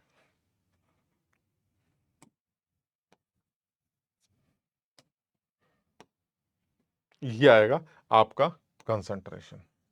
किसका कंसंट्रेशन आएगा? ये Fe+2 की वाई, जिसको आपने जीरो माना था, लगभग zero, almost equal, this is not zero. अब तुम देख लो वाई की वैल्यू क्या निकल के आ रही है सर, वाई की वैल्यू लगभग जीरो ही तो आ रही है, ऑलमोस्ट जीरो सर, इसमें क्या सोचना है, आप समझ रहे हैं, लगभग जीरो। एक बार इसको कैलकुलेट भी कर लेते हैं,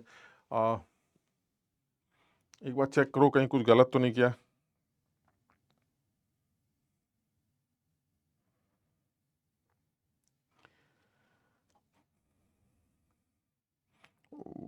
डिवाइडेड बाय 1.6.07,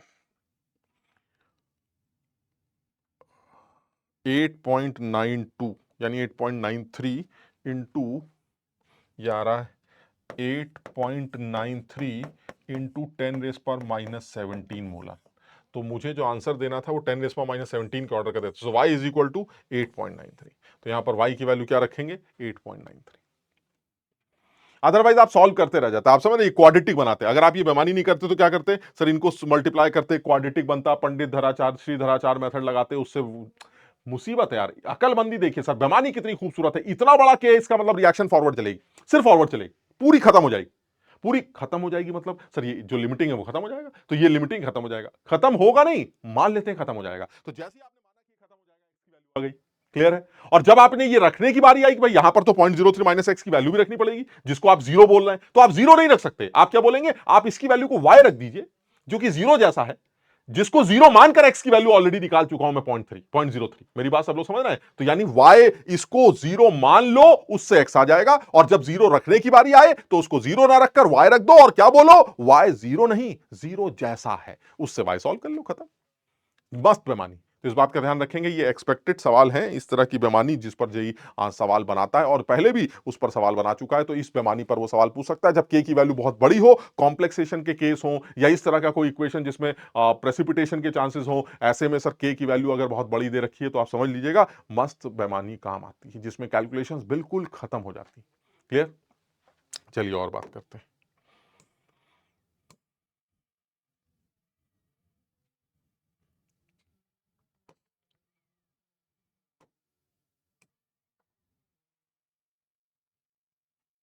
एक ये सवाल,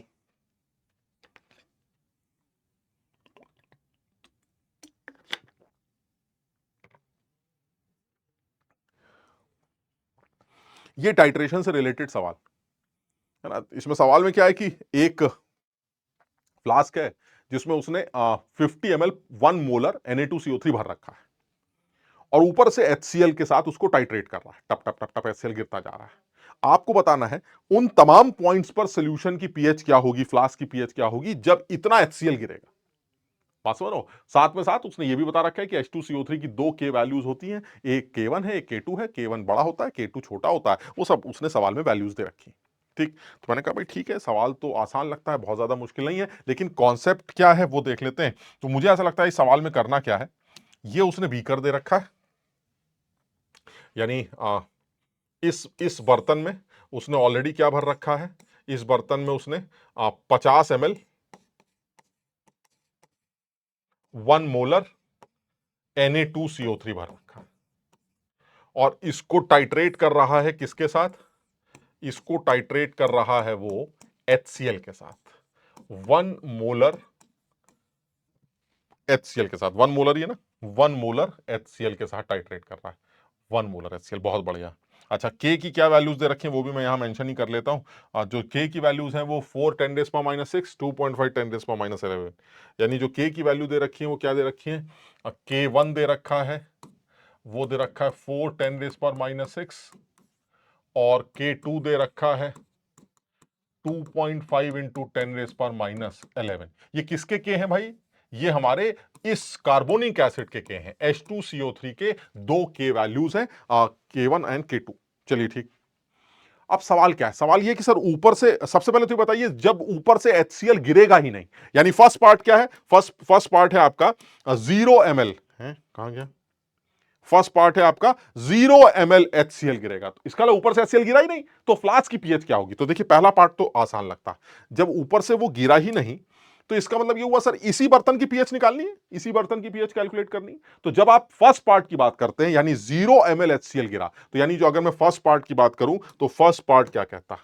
फर्स्ट क्वेश्चन 0 ml HCl, तो अगर 0 ml HCl है तो दैट मींस इस कंटेनर में कुछ नहीं करा, तो फिर इस कंटेनर की पीएच क्या होगी सर? या इस सॉल्यूशन से निकालेंगे, तो 0 ml HCl की मींस आप पीएच हमें कैलकुलेट करनी है, pH of 50 ml 1 molar Na2CO3 solution, हमें इसकी पीएच निकालनी। क्लियर है? और सर ये तो बहुत सीधा सा सवाल है सर, ये एक ऐसा सॉल्ट है जिसमें एनायनिक हाइड्रोलिसिस होनी चाहिए, और एनायनिक हाइड्रोलिसिस भी किसकी सर? कार्बोनेट, जो कि एक डाई एनायन है। और अगर तुम्हें याद हो कि कार्बोनेट अगर एक डाई एनायन है तो इस कार्बोनेट की जो हाइड्रोलिसिस है वो दो तरह से होगी, दो बार में होगी। कैसे सर? एक तो ये होगा, कार्बोनेट कहेगा पानी से बात करूंगा और पानी से बात करके एक H को ले लूंगा, प्लस OH माइनस बाहर आ जाएंगे। ठीक है सर, ये कार्बोनेट की सिंपल हाइड्रोलिसिस है, OH माइनस जो है वो रिलीज हो जाएंगे। ठीक है, फिर सर क्योंकि बाइकार्बोनेट बना है तो बाइकार्बोनेट भी हमने सुना है वो फर्दर पानी से बात कर सकता है, क्योंकि ये भी एक एनायन है और ये H2CO3 बना देगा। चलिए बात तो आपकी सही है, और ये भी OH माइनस रिलीज करेगा, तो सर जो पीएच आएगी वो इन दोनों OH को जोड़ने से निकाल दी जाएगी, बात खत्म। लेकिन अगर पॉली एनायन की हाइड्रोलिसिस होती तो उस पॉली एनायन के हाइड्रोलिसिस में जो सक्सेसिव हाइड्रोलिसिस होती हैं उनको कंसीडर नहीं किया जाता। उसका रीजन बहुत साफ है कि सर जो फर्स्ट इक्विलिब्रियम आपने बनाया है, इस फर्स्ट इक्विलिब्रियम का इक्विलिब्रियम कांस्टेंट सर वो KW/K2 है, और जो सेकंड इक्विलिब्रियम का इक्विलिब्रियम कांस्टेंट है, अगर तुम्हें याद हो, हाइड्रोलिसिस कांस्टेंट KW/Ka के बराबर होते हैं, लेकिन ये सर K2 है बिकॉज ये इसमें H2CO3 का सेकंड K इन्वॉल्व होगा। आप देख रहे हैं कार्बोनेट एंड बाइकार्बोनेट, और ये बाइकार्बोनेट और H2CO3, this will B K1, so ultimately this will B KW/K2 and this is KW/K1। और दुनिया जानती है सर K2 की वैल्यू बहुत छोटी होती है, जिसकी वजह से ये वैल्यू बड़ी हो जाएगी सर, और अगर ये वैल्यू बड़ी है तो ये OH माइनस कहेंगे कि मैं इतना ज्यादा निकल के आऊंगा कि तुम्हें बर्बाद कर दूंगा। Sir this is common ion effect, यानी OH की कॉन्सेंट्रेशन इतनी ज्यादा है कि वो नीचे से आने वाले OH जो कि चुंदे फुंदे से निकल के आ रहे हैं उनको बर्बाद कर देंगे, और ये इक्विलिब्रियम बैकवर्ड डायरेक्शन में भगा देंगे, और इसके पीछे भागते ही नीचे से आने वाले OH नेस्तो नाबूद हो जाएंगे, और अल्टीमेटली आपको सिर्फ वो OH मिलेंगे जो फर्स्ट इक्विलिब्रियम से आ रहे हैं। और फर्स्ट इक्विलिब्रियम में कौन सा K इन्वॉल्व है सर? K2 involve. और अगर K2 इन्वॉल्व है तो एनायनिक हाइड्रोलिसिस में K2 का इन्वॉल्वमेंट वाला पीएच का फॉर्मूला बहुत खूबसूरत सा फॉर्मूला क्या है सर? KH यानी H प्लस की जो कॉन्सेंट्रेशन है it is equal to under root of KW Ka/C। याद है एनायनिक हाइड्रोलिसिस में H प्लस का फॉर्मूला, उसमें जो K आप रख रहे हैं वो कौन सा K आएगा सर? वो फर्स्ट इक्विलिब्रियम के हिसाब से K2 आएगा। बस खत्म हो गया। KW कितना है? 10 की पावर -14। K2 कितना है सर? 2.5 इंटू 10⁻⁻11। कंसंट्रेशन कितनी है? 1 मोलर। सर आप इसको धीरे से सॉल्व कर लीजिए, आपको पीएच पता चल जाएगी। ये H प्लस आ जाएगी, यहां से पीएच आ जाएगी। सॉल्व करके देखो कितना आएगा। 14 और 11 25 हो जाएगा, और ये भी 25 हो जाएगा, तो ये हो जाएगा 5 इंटू 10⁻⁻13, यानी H प्लस की कॉन्सेंट्रेशन आ गई 5 इंटू 10⁻13। तो इससे पीएच कितनी आ जाएगी भाई? इससे पीएच आ जाएगी -log 5 into 10⁻13, that is 13 minus log 5। तो दिस इज log 5 इज 0.7, तो दिस इज 12.3। तो यानी आपका पहले सवाल का आंसर 12.3 आना चाहिए।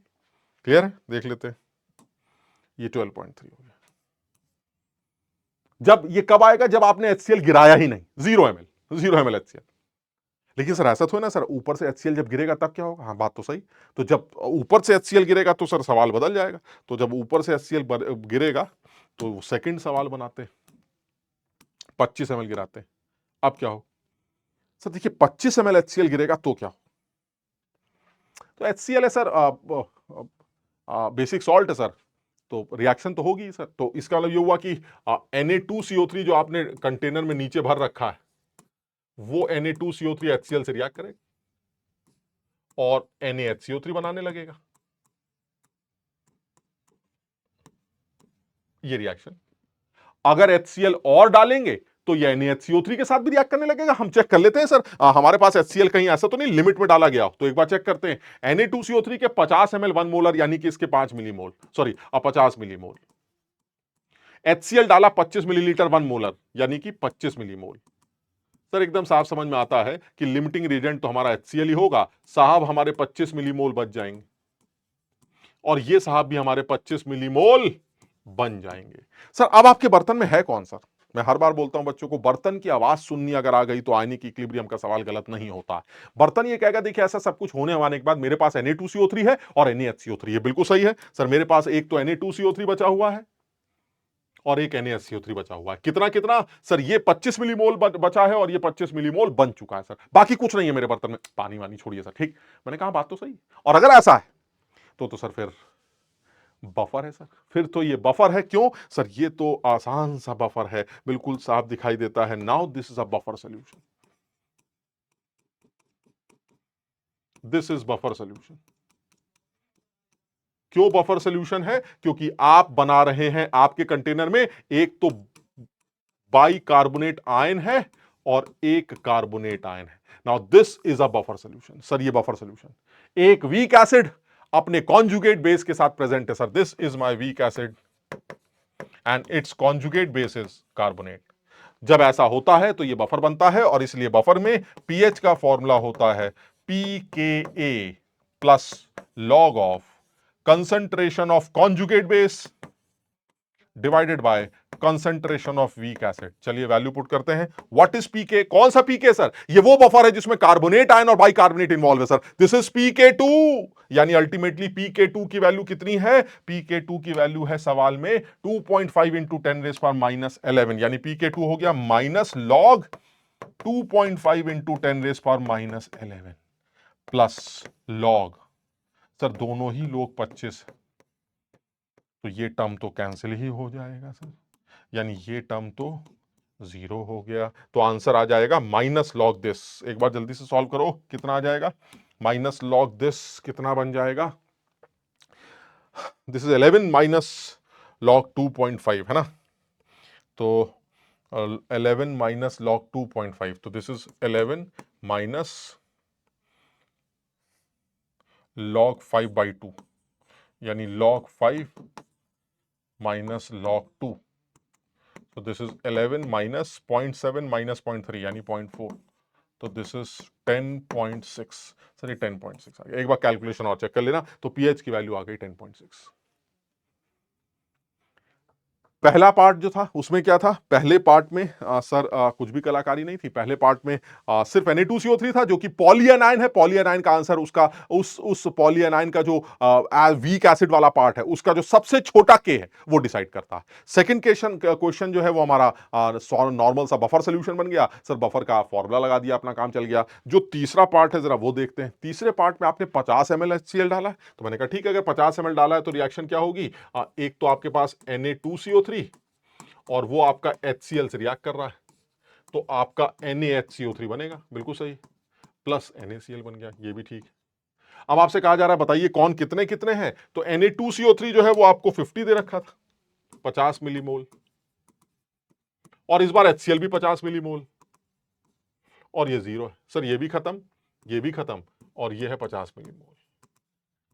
यानी अब आपके बर्तन में कौन है सर? अब आपके बर्तन में सिर्फ ये दिखाई देता है, सिर्फ ये दिखाई देता है। और NaHCO3 सर एक ऐसा सॉल्ट है जिसमें एम्फीप्रोटिक एनायन इन्वॉल्व है। यानी अगर आप ध्यान से देखें तो NaHCO3 जो होगा, अगर मैं इस सॉल्ट की बात करूं तो ये सॉल्ट Na प्लस और HCO3 माइनस है, और ये HCO3 इसकी तो हाइड्रोलिसिस होती नहीं, बट ये एम्फीप्रोटिक एनायन है सर। This is amphiprotic.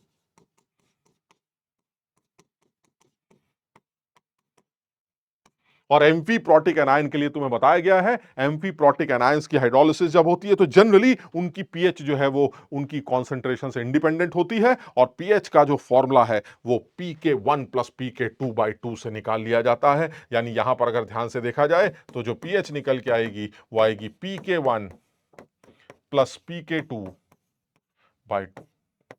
या फिर ऐसे भी बोल सकते हैं कि जो H प्लस की कॉन्सेंट्रेशन होती है वो under root of K1 into K2 के बराबर होती है, K1 इंटू K2। तो चलिए यहीं से सॉल्व कर लेते हैं।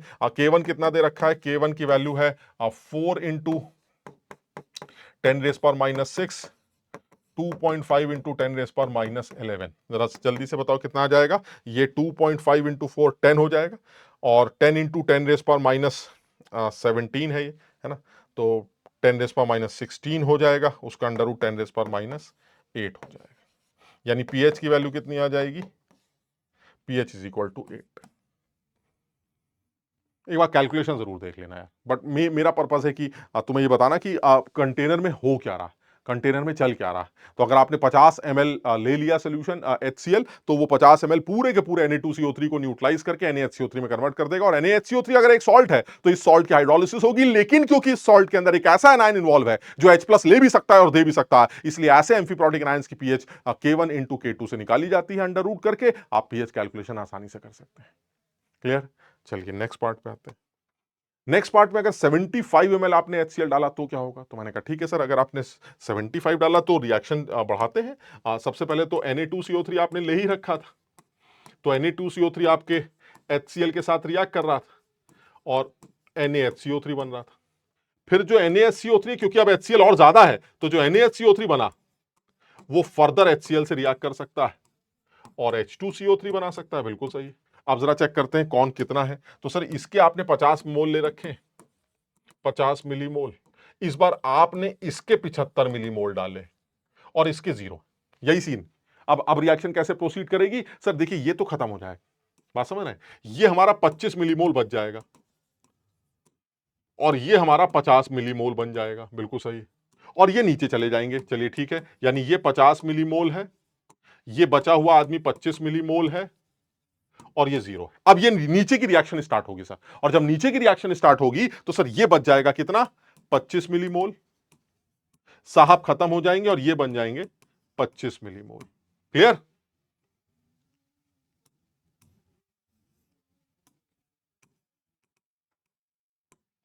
अब आपके बर्तन में कौन सर, अब मेरे बर्तन में सर ये एक ये है और एक ये है। सर इन दोनों को देख के लगता है सर ये फिर से एक बफर सोल्यूशन, ये फिर से एक बफर सोल्यूशन है। क्यों, क्योंकि सर इस बार फिर से यही दिखाई दे रहा है कि presence of a weak acid with its conjugate base. Sir ये बफर है sir. Now this is again a buffer solution. Sir अगर ये बफर सोल्यूशन है तो पीएच की वैल्यू pK1 से निकाली जाएगी। याद है, pK1 plus log of concentration of conjugate base divided by concentration of acid, जो कि दोनों बराबर हैं, तो ये log 1 हो जाएगा। और pK1 है 4 into 10⁻⁻6, so this is minus log 4 into 10⁻⁻6, so this is 6 minus log 4। और 6 माइनस log 4 मतलब log 2.6 यानी कि 5.4, यानी पीएच जो है वो 5.4 आ जाएगी।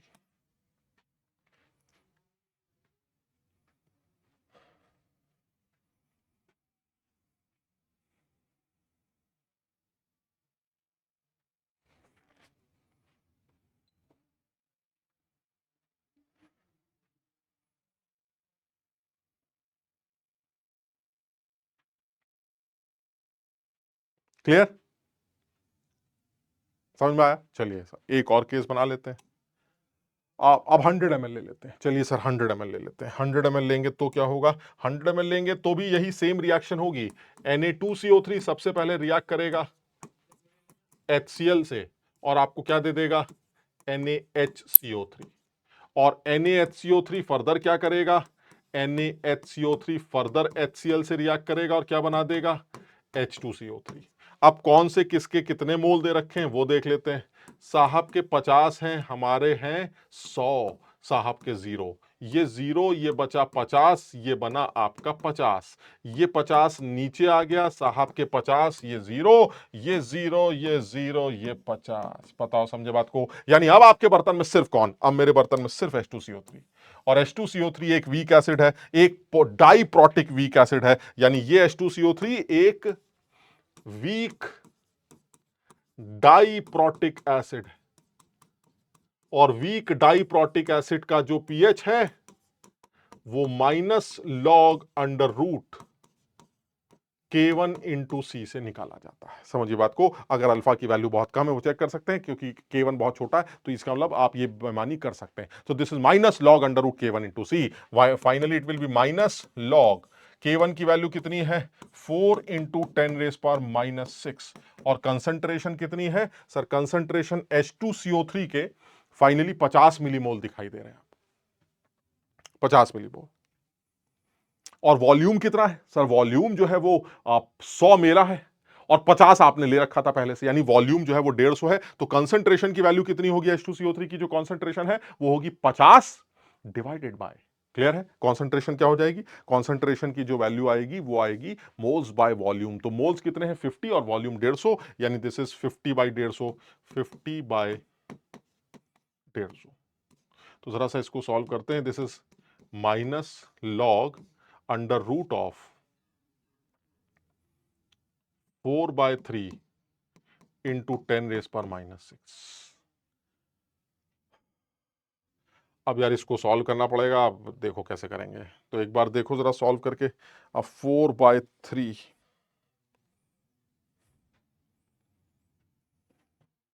सही भी कर रहे हैं कि नहीं?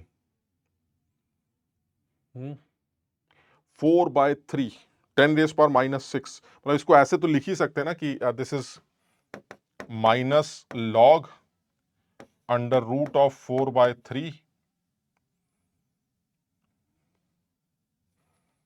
इंटू 10⁻⁻6। एक सेकेंड, ओ कैलकुलेट करें। 4/3 1.155। 4 और 3 की वैल्यू पुट करनी पड़ेगी, है ना? तो मेरे पास लेकिन लॉग है, तो 6 इसको सॉल्व करेंगे तो आ जाएगा -log 1.155 इंटू 10⁻⁻3।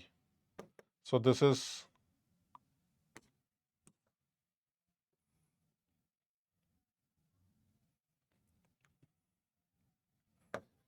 3 -log 1.155, है ना?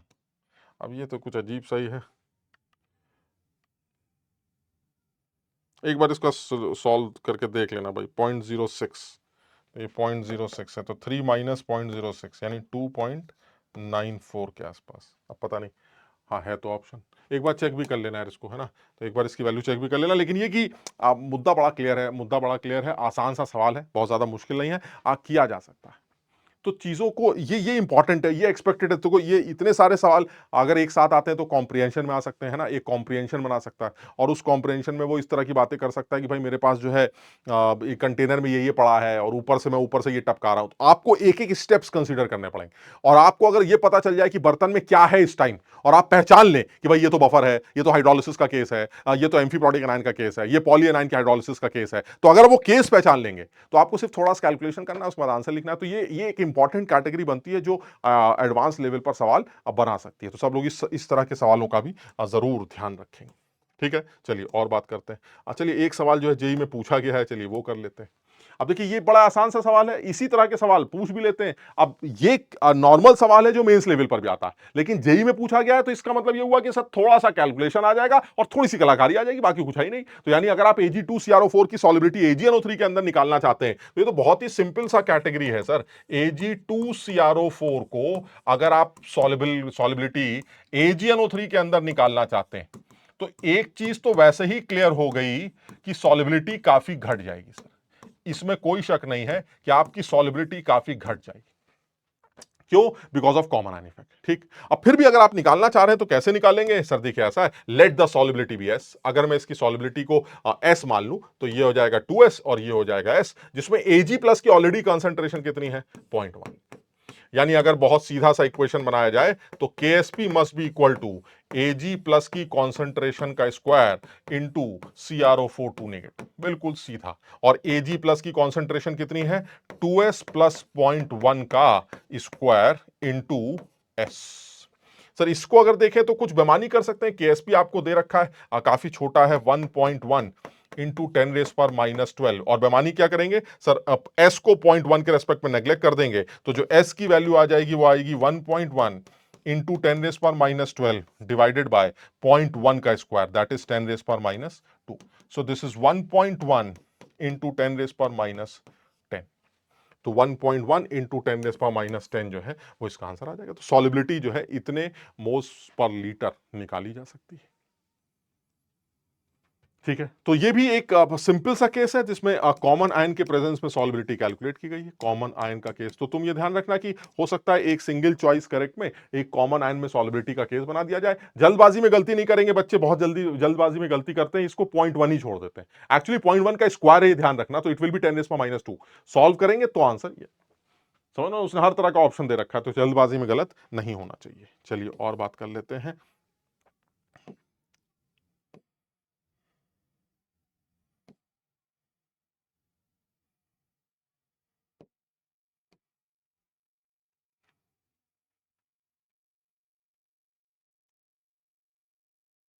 ये भी देखो कुछ कुछ ठीक सा सवाल लगता है।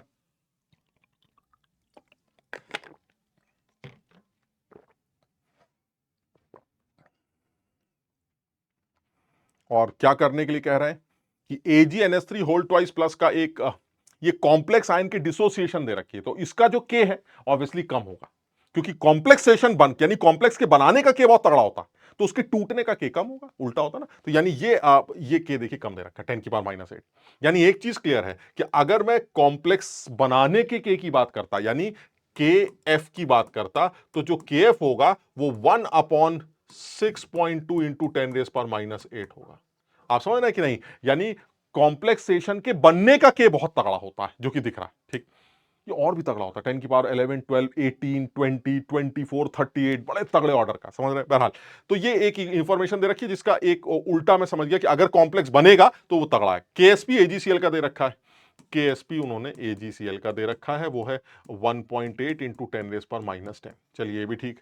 अब क्या रहा है? If ammonia is added to the water solution containing excess of AgCl, calculate the concentration of complex in 1 molar aqueous ammonia solution. अब यानी कि कहने का मतलब ये हुआ कि एक तरह से देखा जाए तो इक्वेशन हो क्या रही है, AgCl है, ये तो अपने हिसाब से एक्वस सोल्यूशन में इस फॉर्म में एग्जिस्ट कर रहा है। चलिए ठीक,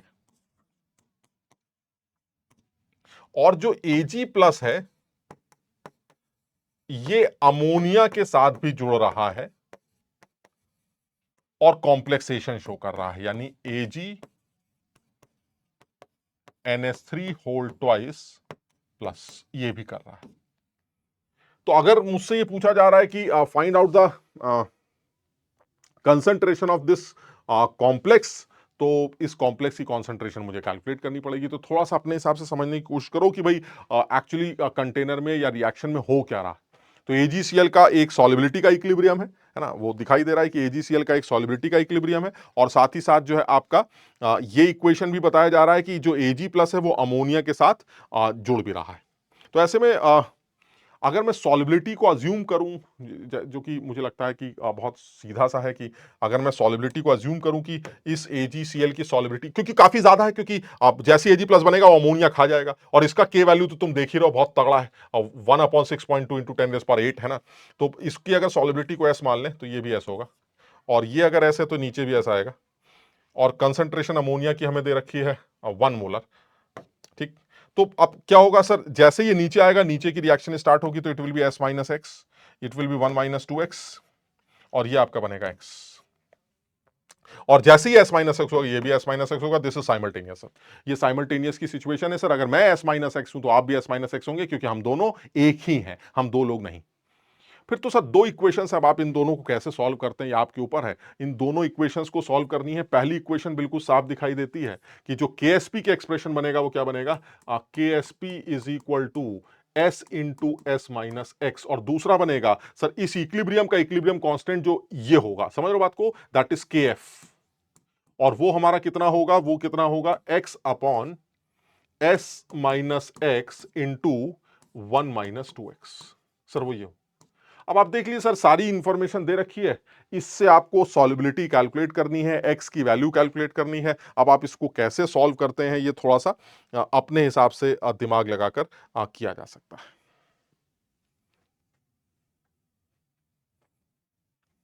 अब इसमें यही है, कुछ ऐसा सोचा जाए कि भाई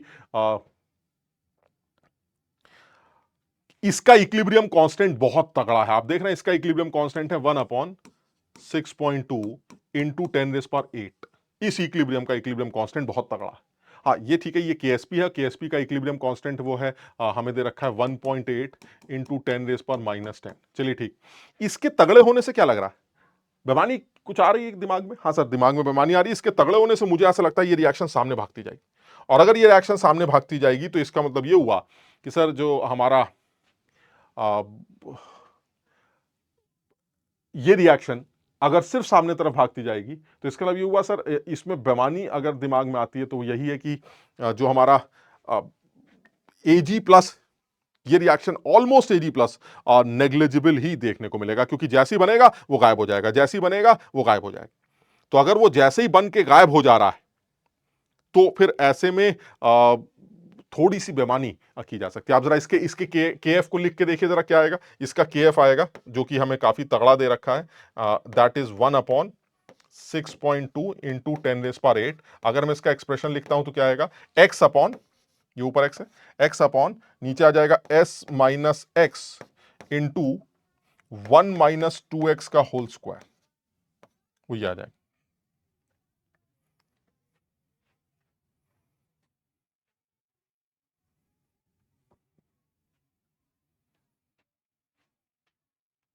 समझ रहे हो?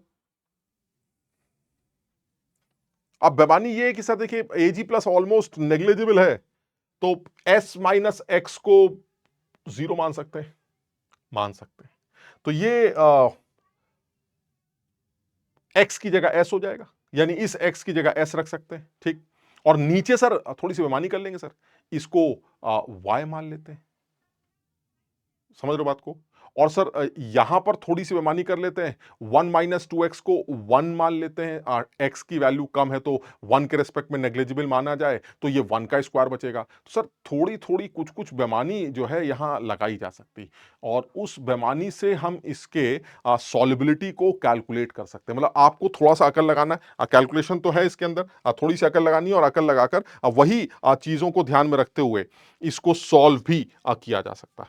यानी अगर मैं ध्यान से देखूं तो जो एजी कॉम्प्लेक्स है उसकी जो कॉन्सेंट्रेशन है उसके बारे में अगर बात की जाए तो उसकी वैल्यू निकालने के लिए आपको एक तरह से देखा जाए तो AgNH3 होल ट्वाइस प्लस, यानी आपको x की वैल्यू कैलकुलेट करनी, ये चाहिए। तो अब इसमें थोड़ा सा दिमाग लगाओ और अपने हिसाब से समझ के देखो क्या निकल के आना चाहिए। मेरे हिसाब से बहुत ज्यादा मुश्किल नहीं है। ऊपर आपका ऐसे सोच सकते हैं जैसे ऊपर आपका y आ जाएगा, नीचे एस माइनस एक्स है ही, यानी ऐसे भी कर सकते हैं सर, अगर मैं थोड़ी सी बेमानी करूं तो 1 - 2x को ऑलमोस्ट 1 मान लिया जाए और इस पूरे एक्सप्रेशन को x upon S minus x लेके सॉल्व कर लिया जाए, ये भी एक पॉसिबिलिटी, समझ रहे हैं। यानी ये चीज क्लियर है, जो ऊपर आ रहा है वो ऊपर है, वो कॉम्प्लेक्स आयन की वैल्यू जो हमें कैलकुलेट करनी, यानी ऊपर की तरफ जो भी वैल्यू निकल के आ रही है वो उस आदमी की वैल्यू है जो हमें सॉल्व करनी, ठीक है। ये तो Ag प्लस इंटू नीचे की तरफ अमोनिया का स्क्वायर आ रहा है। तो अब कहने का मतलब आपको इक्वेशन है, इक्वेशंस आपके सामने है, आपको जो बेमानी करनी है बेमानी करेंगे, बेमानी करने के बाद आप इसको सॉल्व करेंगे और सॉल्व करके ये आंसर निकाला जा सकता है कि ऊपर Ag प्लस की जो कॉन्सेंट्रेशन, हमें इस कॉम्प्लेक्स की कॉन्सेंट्रेशन निकालनी है तो इस कॉम्प्लेक्स की कॉन्सेंट्रेशन कैलकुलेट की जा सकती है, समझो। यानी दो इक्वेशंस है, एक इक्वेशन तो केएसपी की बनी रही है, एक इक्वेशन तो आपकी केएसपी की बनी रही और एक इक्वेशन आपकी ये। इन दो इक्वेशंस में दो ही अननोन है, एस और एक्स। अब आप कैसे जुगाड़ लगाते हैं इसको सॉल्व करेंगे। इससे आप एस की भी वैल्यू निकाल सकते हैं, एक्स की भी वैल्यू निकाल सकते हैं और इससे एजी कॉम्प्लेक्स, जो भी आपका कॉम्प्लेक्स आयन बना, इसकी कॉन्सेंट्रेशन कैलकुलेट की जा सकती है। मैं ये बताना चाह रहा हूं कि कैलकुलेशंस अगर आ रही हैं तो वो कैलकुलेशन भी दे देता है। कॉम्प्लेक्सेशन पर सवाल उसने काफी बार पूछा है, तो इसको जरूर एक बार रिवाइज करके जाना। तो कॉम्प्लेक्सेशन एक इंपॉर्टेंट पोर्शन होगा जिस पर सवाल बन सकता है। क्लियर? चलिए और बात करते हैं। एक सवाल और ले लेते हैं।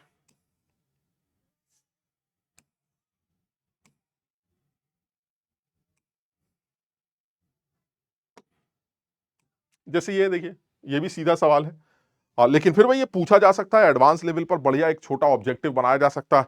वो कह रहा है कि जो हमारा SrCl2.2H2O है, अगर उसको वाटर के एनवायरमेंट पर रख दिया जाए तो वो वाटर को एब्जॉर्ब कर लेता है। यानी उनके हिसाब से जो इक्वेशन है वो ये है कि जो आपका SrCl2.2H2O है वो वाटर की वेपर्स को एब्जॉर्ब करके SrCl2.6H2O में कन्वर्ट होता है। चलिए आप कह रहे हैं तो हम इसको मान लेते हैं, ये आपका वाटर वेपर्स हैं और ये। तो ऐसे में एक चीज तो क्लियर है सर, इस इक्विलिब्रियम का अपना एक इक्विलिब्रियम कांस्टेंट होगा। हाँ, इस इक्विलिब्रियम अपना एक इक्विलिब्रियम कांस्टेंट होगा और वो जो इक्विलिब्रियम कांस्टेंट है वो मैं निकाल भी सकता हूं, है ना। वो इक्विलिब्रियम कांस्टेंट इस इक्विलिब्रियम कांस्टेंट का उल्टा होगा। समझ ना, जो इक्वेशन है वो ये है, आप बन ये रहा है तो इसका उल्टा हो। चलिए ठीक,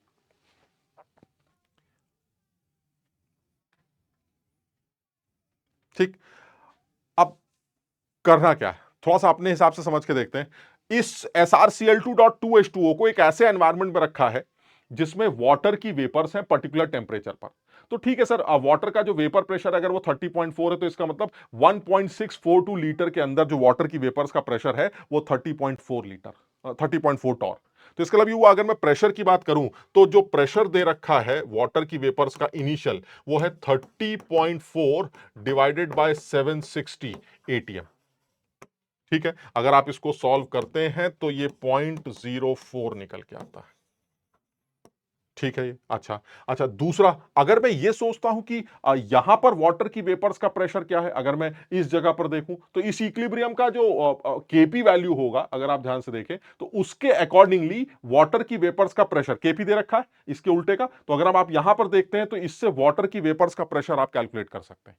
ठीक है, तो यहां पर वाटर की वेपर्स का प्रेशर अगर मैं कैलकुलेट करूं तो क्या आएगा, pressure of H2O raise to power 4 is equal to 8.1 into 10⁻⁻7। इससे आप प्रेशर ऑफ H2O निकालेंगे तो ये 0.03 आ जाएगा, 0.03 एटीएम।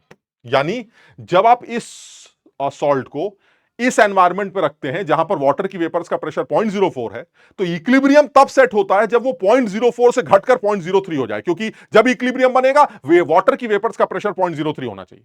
तो इसका मतलब 0.04 से अगर आप 0.03 तक चले गए तो कितना अमाउंट आपने एब्जॉर्ब किया वाटर की वेपर्स का, किस प्रेशर की वाटर वेपर्स को आपने एब्जॉर्ब किया, तो हमने वो एब्जॉर्ब किया 0.04 माइनस 0.03, यानी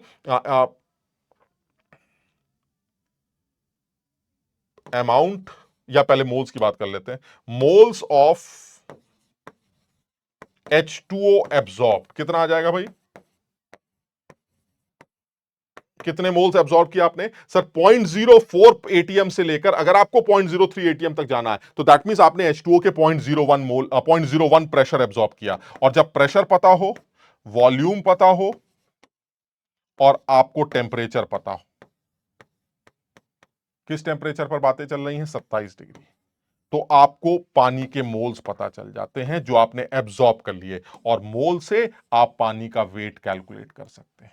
मेरी बात समझ रहे हो? यानी ये भी एक अच्छा सवाल है जो थोड़ा सा लॉजिकल लगता है कि आपने SrCl2.2H2O को एक ऐसे एनवायरनमेंट में रखा जो कि सैचुरेटेड है वाटर वेपर से, तो ऑब्वियसली वाटर की वेपर्स का प्रेशर 30.4 टॉर होगा। ठीक, तो जैसे ही SrCl2.2H2O को 30.4 एटीएम 30.4 टॉर का वाटर वेपर मिलेगा तो वो पानी को खाने लगेगा। कब तक खाएगा, जब तक कि वो जो इक्विलिब्रियम आपने बनाया है उस इक्विलिब्रियम में वाटर की वेपर्स का जो प्रेशर बच गया वो 0.03 नहीं हो जाता, क्योंकि इक्विलिब्रियम कांस्टेंट के अकॉर्डिंगली इसका जो वाटर वेपर्स का जो जो प्रेशर है वो 0.03 तक पहुंचना है। तो 0.04 का एनवायरमेंट था, 0.03 तक पहुंचना है। तो इसका मतलब आपने 0.01 मोल की वाटर, 0.01 प्रेशर की वाटर वेपर को खा लिया। तो अगर आपने वाटर की वेपर्स का प्रेशर पता चल गया जो आपने खाया, तो उसका अमाउंट पता चल जाएगा पीवीएनआरटी लगाकर, और उस अमाउंट से वाटर की वेपर्स का मोल्स के बाद अमाउंट वाटर का कैलकुलेट किया जा सकता है। क्लियर? तो ये भी एक आसान सा सवाल है, लेकिन फिर वही है, सोच सीधी है, सवाल बनाया जा सकता है, जिसमें मैंने यही ऑब्जर्व किया है कि सवाल जब वो पूछता है, तो उस सवाल में एक बार अगर तसल्ली से ये देख लिया जाए कि सवाल किस तरह से फॉर्म किया गया है, और ये सोच के साथ कि वो किया जा सकता है, मुझे लगता है बच्चे सवाल कर सकते हैं। ठीक है ना? तो ये टॉपिक भी एक अच्छा टॉपिक है यार, इसके सवालों को इसमें बहुत सारे सवाल है, बट मुझे ऐसा लगता है केमिकल इक्विलिब्रियम की अगर बात करें तो बहुत सेट पोर्शन है, जिसमें इंपॉर्टेंट पोर्शन साइमल्टेनियस इक्विलिब्रियम का बनता है, तो सब लोग साइमल्टेनियस इक्विलिब्रियम पर जरूर कॉन्सेंट्रेट करेंगे। दूसरा जो पोर्शन आयनिक इक्विलिब्रियम की बात करें, तो आयनिक इक्विलिब्रियम में बड़े सेट सॉलिबिलिटी के सवाल, कॉम्प्लेक्सेशन के सवाल, और साथ ही साथ टाइट्रेशन से रिलेटेड सवाल वो बना सकता है। तो सब लोग इसको जरूर तैयार करें। तो मेरे हिसाब से हम आज के सेशन को इतना ही रखते हैं, और इसमें एक दो सवाल और होंगे जिसको तुम प्रैक्टिस कर सकते हो। जम के मेहनत करो भाई, जितनी मेहनत कर रहे हो उसके अकॉर्डिंगली रिजल्ट मिलना चाहिए। और मुझे लगता है बहुत सारे बच्चे पीवाईक्यूज लगा रहे हैं, मैंने जानबूझ के बहुत ज्यादा पीवाईक्यूज नहीं उठाए, तुम लोग पीवाईक्यूज करो, और बहुत पुराने पीवाईक्यूज करने का फायदा नहीं है, आप समझ रहे हैं, क्योंकि पिछले 5-6 सालों से जेई ने एडवांस लेवल पर भी, जैसे मैं हर बार बोलता हूं, बातें सीधी रखी हैं, बहुत गंदी बातें नहीं आ रही हैं। तो इसलिए समझदारी से अगर तैयारी की जाए तो इसमें अच्छा स्कोर किया जा सकता है। ठीक है, चलिए हम आज इतना ही करते हैं, फिर अगली बार मुलाकात करेंगे। Thank you so much.